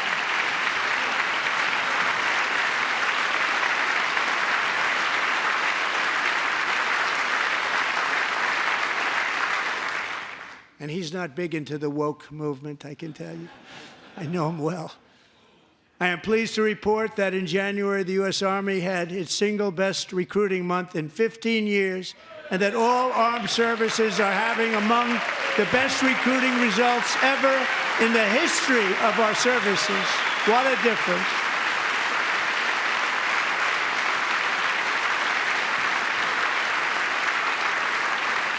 And you know, it was just a few months ago where the results were exactly the opposite. We couldn't recruit anywhere. We couldn't recruit. Now we're having the best results just about that we've ever had. What a tremendous turnaround. It's really a beautiful thing to see. People love our country again. It's very simple. They love our country, and they love being in our military again. So it's a great thing, and thank you very much. Great job. Thank you.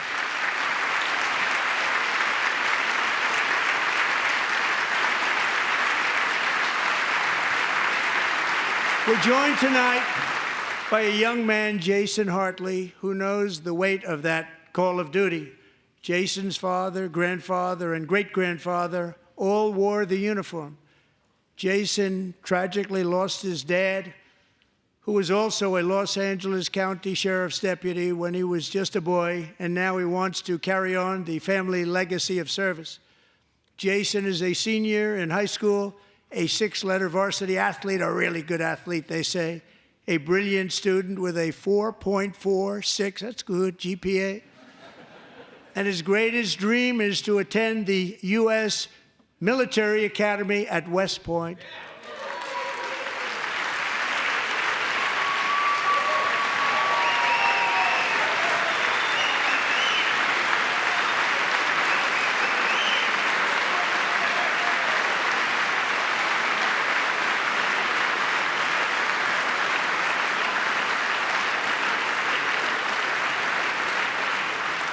And Jason, that's a very big deal getting in. That's a hard one to get into. But I'm pleased to inform you that your application has been accepted.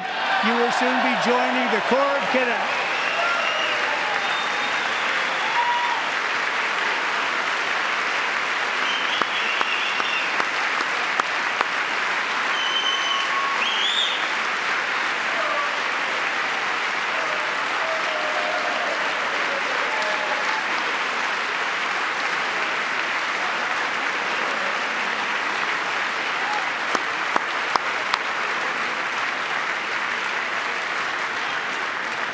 Thank you. Jason, you're going to be on the long gray line, Jason. As Commander-in-Chief, my focus is on building the most powerful military of the future.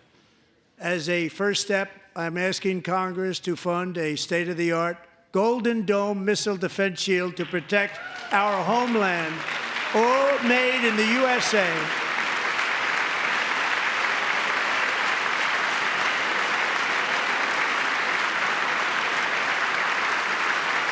And Ronald Reagan wanted to do it long ago, but the technology just wasn't there, not even close. But now we have the technology. It's incredible, actually.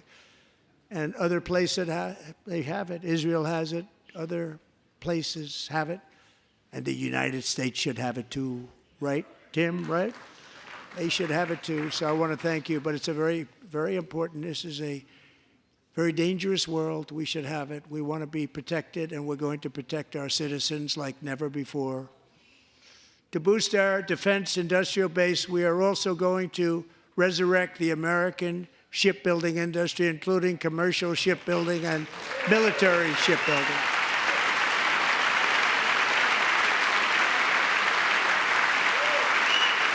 And for that purpose, I am announcing tonight that we will create a new Office of Shipbuilding in the White House and offer special tax incentives to bring this industry home to America where it belongs. We used to make so many ships.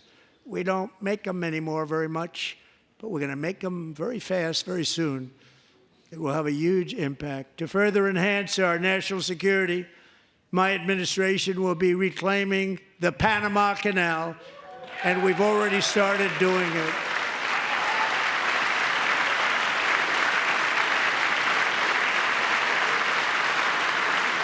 Just today, a large American company announced they are buying both ports around the Panama Canal and lots of other things having to do with the Panama Canal and a couple of other canals.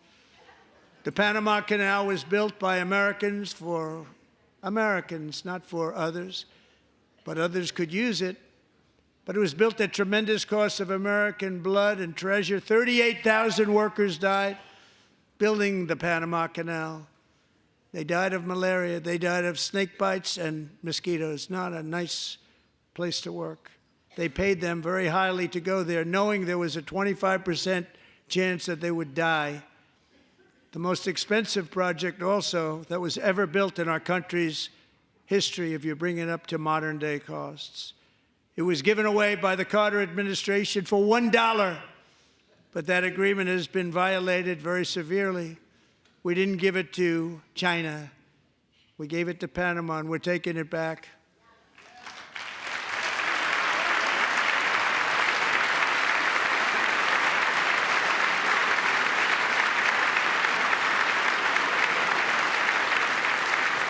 And we have Marco Rubio in charge. Good luck, Marco. Now, we know who to blame if anything goes wrong. Marco's been amazing, and he's going to do a great job. Think of it. He got 100 votes. You know, he was approved with actually 99, but the 100th was this gentleman, and I feel very certain. So let's assume he got 100 votes. And I'm either very, very happy about that or I'm very concerned about it. But he's already proven. I mean, he's a great gentleman. He's respected by everybody, and we appreciate you voting for Marco. He's going to do a fantastic job. Thank you. Thank you. He's doing a great job. Great job. And I also have a message tonight for the incredible people of Greenland. We strongly support your right to determine your own future. And if you choose, we welcome you into the United States of America. We need Greenland for national security and even international security, and we're working with everybody involved to try and get it. But we need it really for international world security, and I think we're going to get it. One way or the other, we're going to get it. We will keep you safe. We will make you rich, and together we will take Greenland to heights like you have never thought possible before. It's a very small population, but very, very large piece of land and very, very important for military security. America is once again standing strong against the forces of radical Islamic terrorism. 3.5 years ago, ISIS terrorists killed 13 American service members and countless others in the Abbey Gate bombing during the disastrous and incompetent withdrawal from Afghanistan. Not that they were withdrawing, it was the way they withdrew. Perhaps the most embarrassing moment in the history of our country. Tonight, I am pleased to announce that we have just apprehended the top terrorist responsible for that atrocity, and he is right now on his way here to face the swift sword of American justice.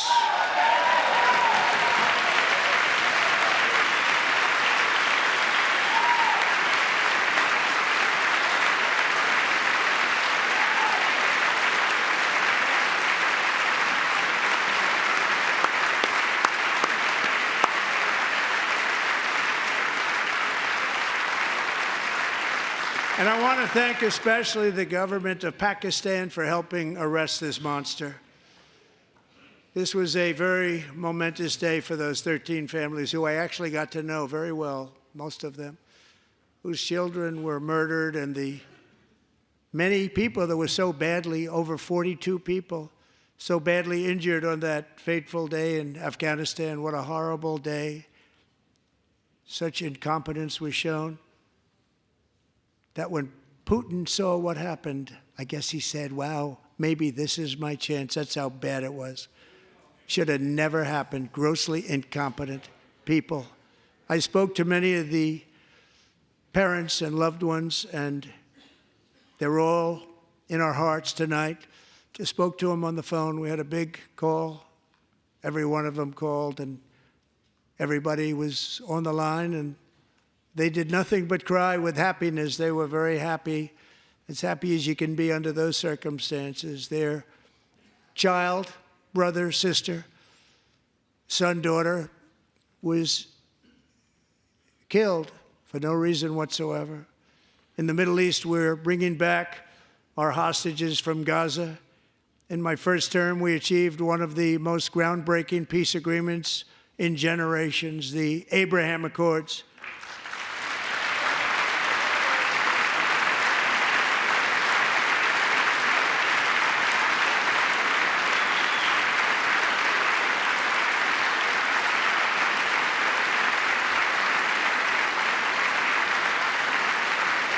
And now we're going to build on that foundation to create a more peaceful and prosperous future for the entire region. A lot of things are happening in the Middle East. People haven't been talking about that so much lately with everything going on with Ukraine and Russia.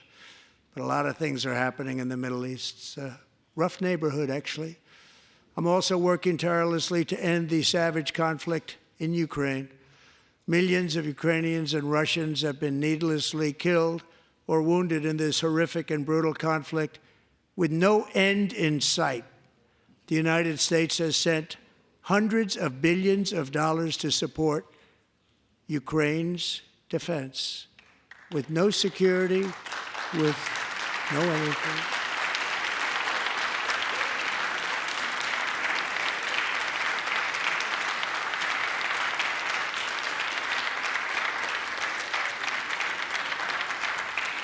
Do you want to keep it going for another 5 years?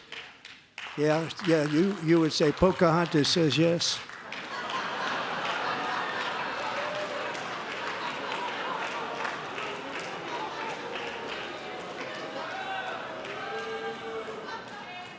$2,000 people are being killed every single week. More than that. They're Russian young people. They're Ukrainian young people. They're not Americans. But I want it to stop. Meanwhile, Europe has sadly spent more money buying Russian oil and gas than they have spent on defending Ukraine, by far. Think of that. They've spent more buying Russian oil and gas than they have defending. And we've spent perhaps $350 billion, like taking candy from a baby. That's what happened. And they've spent $100 billion. What a difference that is. And we have an ocean separating us, and they don't. But we're getting along very well with them, and lots of good things are happening. Biden has authorized more money in this fight than Europe has spent, by billions and billions of dollars. It's hard to believe that they wouldn't have stopped it and said, at some point, come on, let's equalize. You got to be equal to us. But that didn't happen. Earlier today, I received an important letter from President Zelensky of Ukraine. The letter reads, Ukraine is ready to come to the negotiating table as soon as possible to bring lasting peace closer. Nobody wants peace more than the Ukrainians, he said. My team and I stand ready to work under President Trump's strong leadership to get a peace that lasts.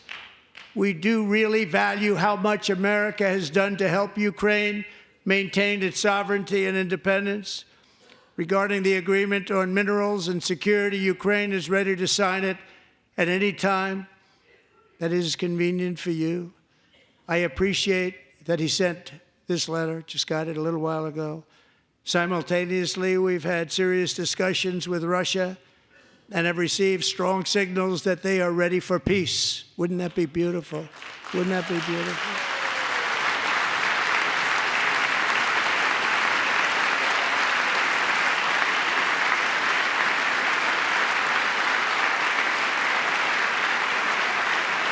Wouldn't that be beautiful?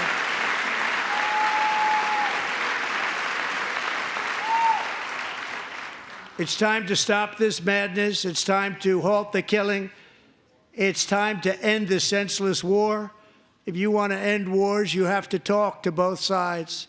Nearly 4 years ago, amid rising tensions, a history teacher named Mark Fogel was detained in Russia and sentenced to 14 years in a penal colony.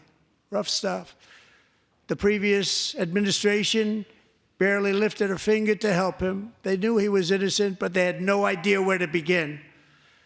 But last summer, I promised his 95-year-old mother, Malphine, that we would bring her boy safely back home.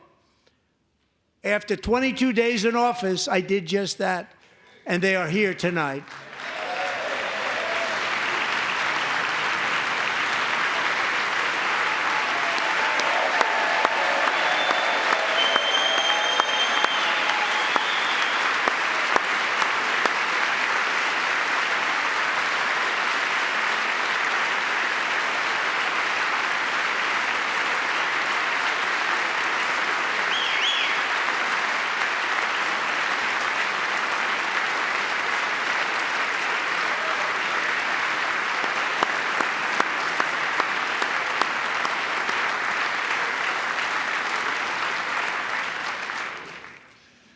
To Mark and his great mom, we are delighted to have you safe and sound and with us. As fate would have it, Mark Fogel was born in a small rural town in Butler, Pennsylvania. Have you heard of it? Where his mother has lived for the past 78 years. I just happened to go there last July 13th for a rally. That was not pleasant. And that is where I met his beautiful mom right before I walked onto that stage. And I told her I would not forget what she said about her son. And I never did I? Never forgot. Less than 10 minutes later, at that same rally, gunfire rang out, and a sick and deranged assassin unloaded 8 bullets from his sniper's perch into a crowd of many thousands of people. My life was saved by a fraction of an inch, but some were not so lucky. Corey Comparator was a firefighter, a veteran, a Christian, a husband, a devoted father, and above all, a protector. When the sound of gunshots pierced the air, it was a horrible sound. Corey knew instantly what it was and what to do. He threw himself on top of his wife and daughters and shielded them from the bullets with his own body. Corey was hit really hard. You know the story from there. He sacrificed his life to save theirs. 2 others, very fine people, were also seriously hit. But thankfully, with the help of 2 great country doctors, we thought they were gone and they were saved. So those doctors had great talent. We're joined by Corey's wife, Helen, who was his high school sweetheart, and their 2 beloved daughters, Allison and Kaylee. Thank you.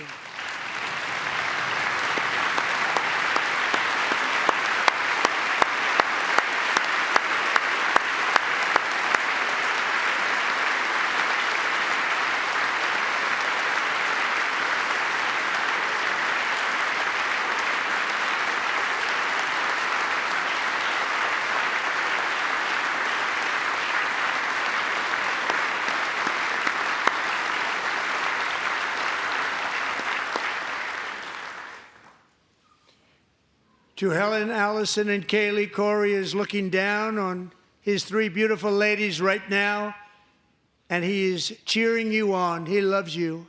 He is cheering you on. Corey was taken from us much too soon, but his destiny was to leave us all with a shining example of the selfless devotion of a true American patriot. It was love like Corey's that built our country, and it's love like Corey's that is going to make our country more majestic than ever before. I believe that my life was saved that day in Butler for a very good reason. I was saved by God to make America great again. I believe that. Thank you. Thank you.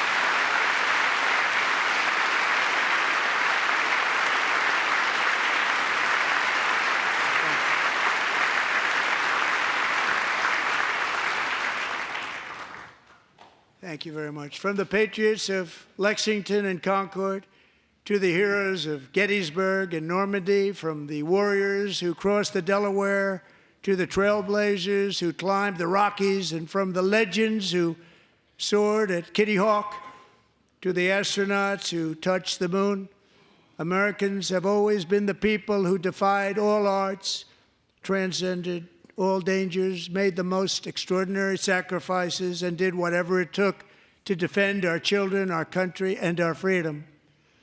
And as we have seen in this chamber tonight, that same strength, faith, love, and spirit is still alive and thriving in the hearts of the American people.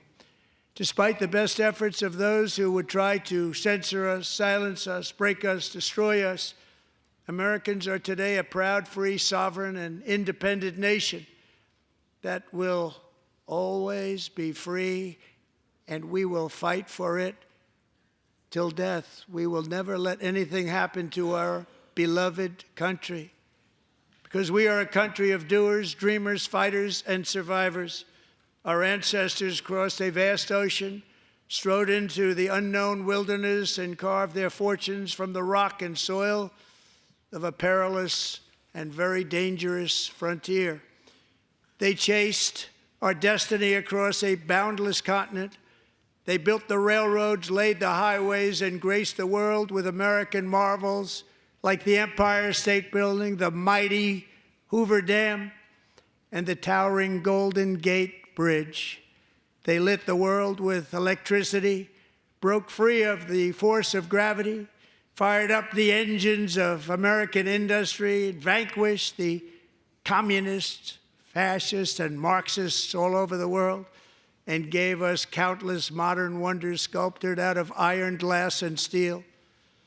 We stand on the shoulders of these pioneers who won and built the modern age, these workers who poured their sweat into the skylines of our cities, these warriors who shed their blood on fields of battle and gave everything they had for our rights and for our freedom. Now it is our time to take up the righteous cause of American liberty, and it is our turn to take America's destiny into our own hands and begin the most thrilling days in the history of our country. This will be our greatest era. With God's help, over the next 4 years, we are going to lead this nation even higher, and we are going to forge the freest, most advanced, most dynamic, and most dominant civilization ever to exist on the face of this earth. We are going to create the highest quality of life, build the safest and wealthiest and healthiest and most vital communities anywhere in the world. We are going to conquer the vast frontiers of science, and we are going to lead humanity into space and plant the American flag on the planet Mars and even far beyond.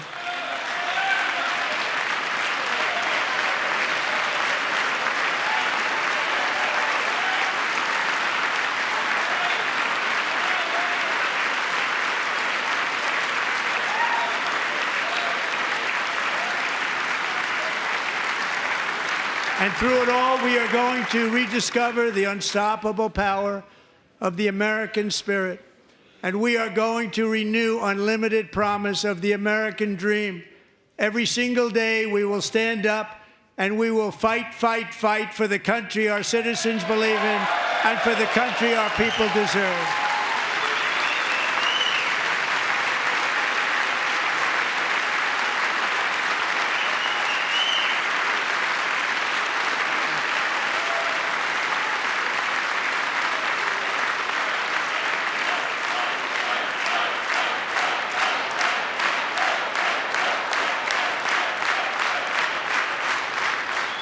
My fellow Americans, get ready for an incredible future, because the golden age of America has only just begun. It will be like nothing that has ever been seen before. Thank you, God bless you, and God bless America.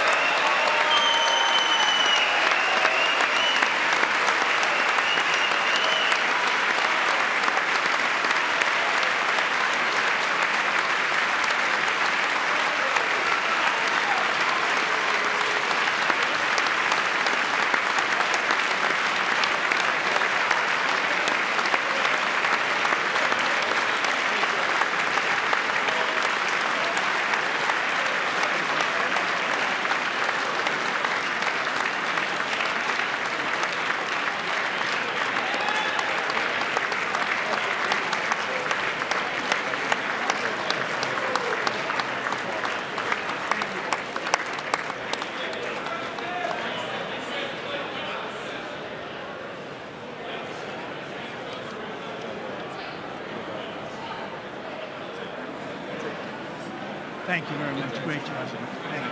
Great honor. Thank you. Thank you. Get this place going, all right? Thank you very much. Great honor. Thank you. Thank you, Mr. President. Thank you very much.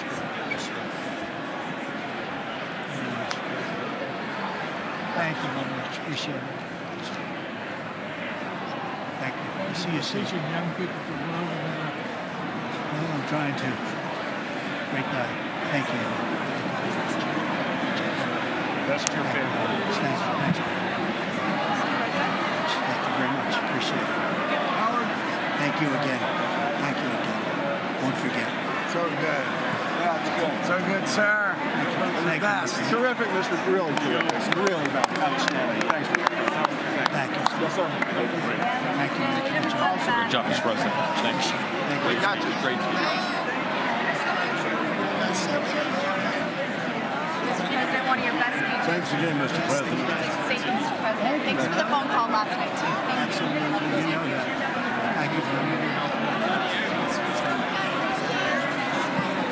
I'll do just give me the information. I'm not going to get it. Sorry. Thank you, everybody. Great speech. Great speech. Thank you. Best speech ever. Yes. Good. Congratulations. Good job. Guy working Can you sign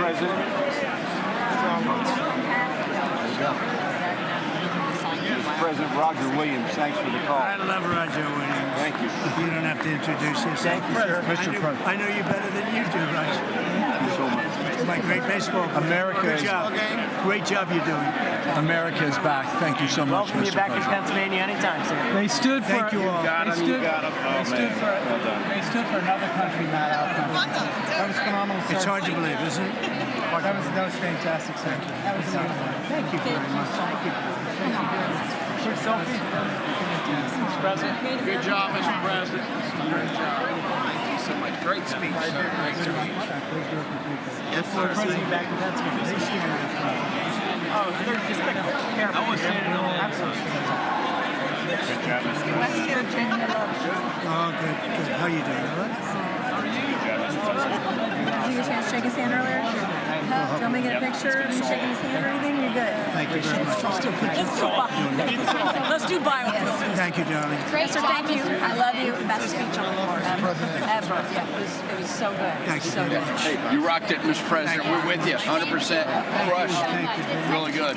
Congratulations. President. Best speech ever. Thank you. What's the best Mr. President, that was a great speech. That was awesome. God bless you. Wonderful. It was wonderful. Thank you. Great job. Let's go. Get down to that. You get down. Good luck. Yes, sir. Thank you. It's so great. Thank you, everybody. Good job. Thank you for mentioning God needs to help us. Thank you, Mr. It's President. true. Mr. President. Thank you. Thank you. Great speech. Great speech. That was phenomenal. Thanks for taking my call. Good luck. Yeah. My man. Thank you for standing You strong. really triggered those people. Tremendous, Mr. President. Thank Somebody you. did. Thank you so much. Thanks for the beneficial ownership in this week. That was Oh, a good yeah. time. Thanks for mentioning farmers. Well, we love our farmers. Thank you, man. Thank you, Mr. President. You earned this night. Thank you very much. Appreciate it. We're tired. Thank you, man. Proud of you. Thank you, Mr. President. Thank you so much. Thank you. Great again, brother. Thank you. You endorsed me. I'm here for you. I did indeed. You better believe it. Very well I did done, a good sir. endorsement. President, home run. Thank you very much. job. You killed it. Thank you, Mr. President. Thank you, everybody. You did great. Thank you. Good job. Thank you. Great to see you. Slam dunk. You're doing good. Thank you, sir. You did amazing, per usual. Thank you. I'll see you. Thank you. Yes, sir. Thank you. Hey, cheese. Thank you. Love you, Mr. President. Yes. Thank you, everybody. Look at this beautiful. New congressman from Eastern Washington. We've never met. Oh, Michael that's Baumgartner. good. I was one of Mike Leach's best friends. Oh, that's He thinks good. very Oh, highly Mike of you. was- oh, he was great. Tremendous. He was a great guy. Great What a speech. Great. Thank you. Thank you very much. Mr. Jr., you did a great job. Yeah, thank you very much. Home run, Mr. That is right, President. guy. Home run. Home run. That was a good one. President, good to see you, sir. Appreciate it. Good job. Thank you very much. Looking good. Look at him. I need to talk to you about some buildings, some public buildings. You let me know. I will. Yes, sir. Mr. President.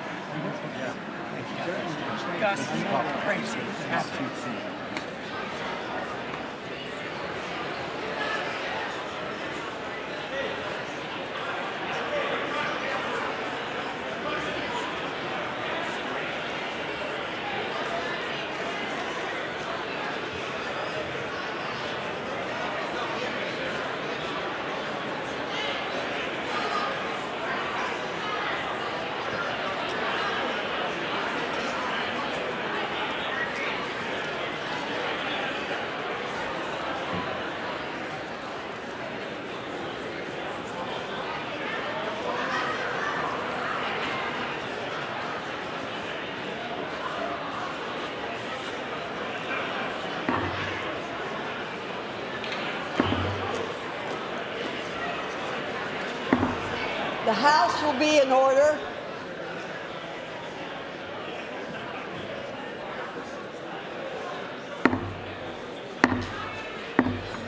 The House will be in order. For what purpose does the gentleman from Louisiana seek recognition? Madam Speaker, I move that the message of the President be referred to the Committee of the Whole House on the State of the Union and ordered printed. Without objection.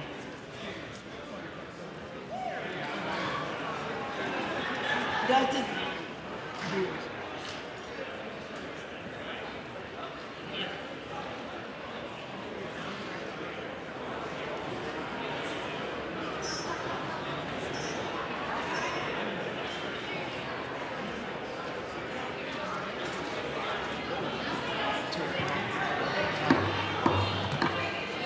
does the gentleman from Louisiana have a motion? Madam Speaker, I move that the House now stand adjourned. The question is on the motion to adjourn. Those in favor say aye. Those opposed, no. The ayes have it. The motion is agreed to. Accordingly, the House stands adjourned until 10 a.m. tomorrow for morning hour debate.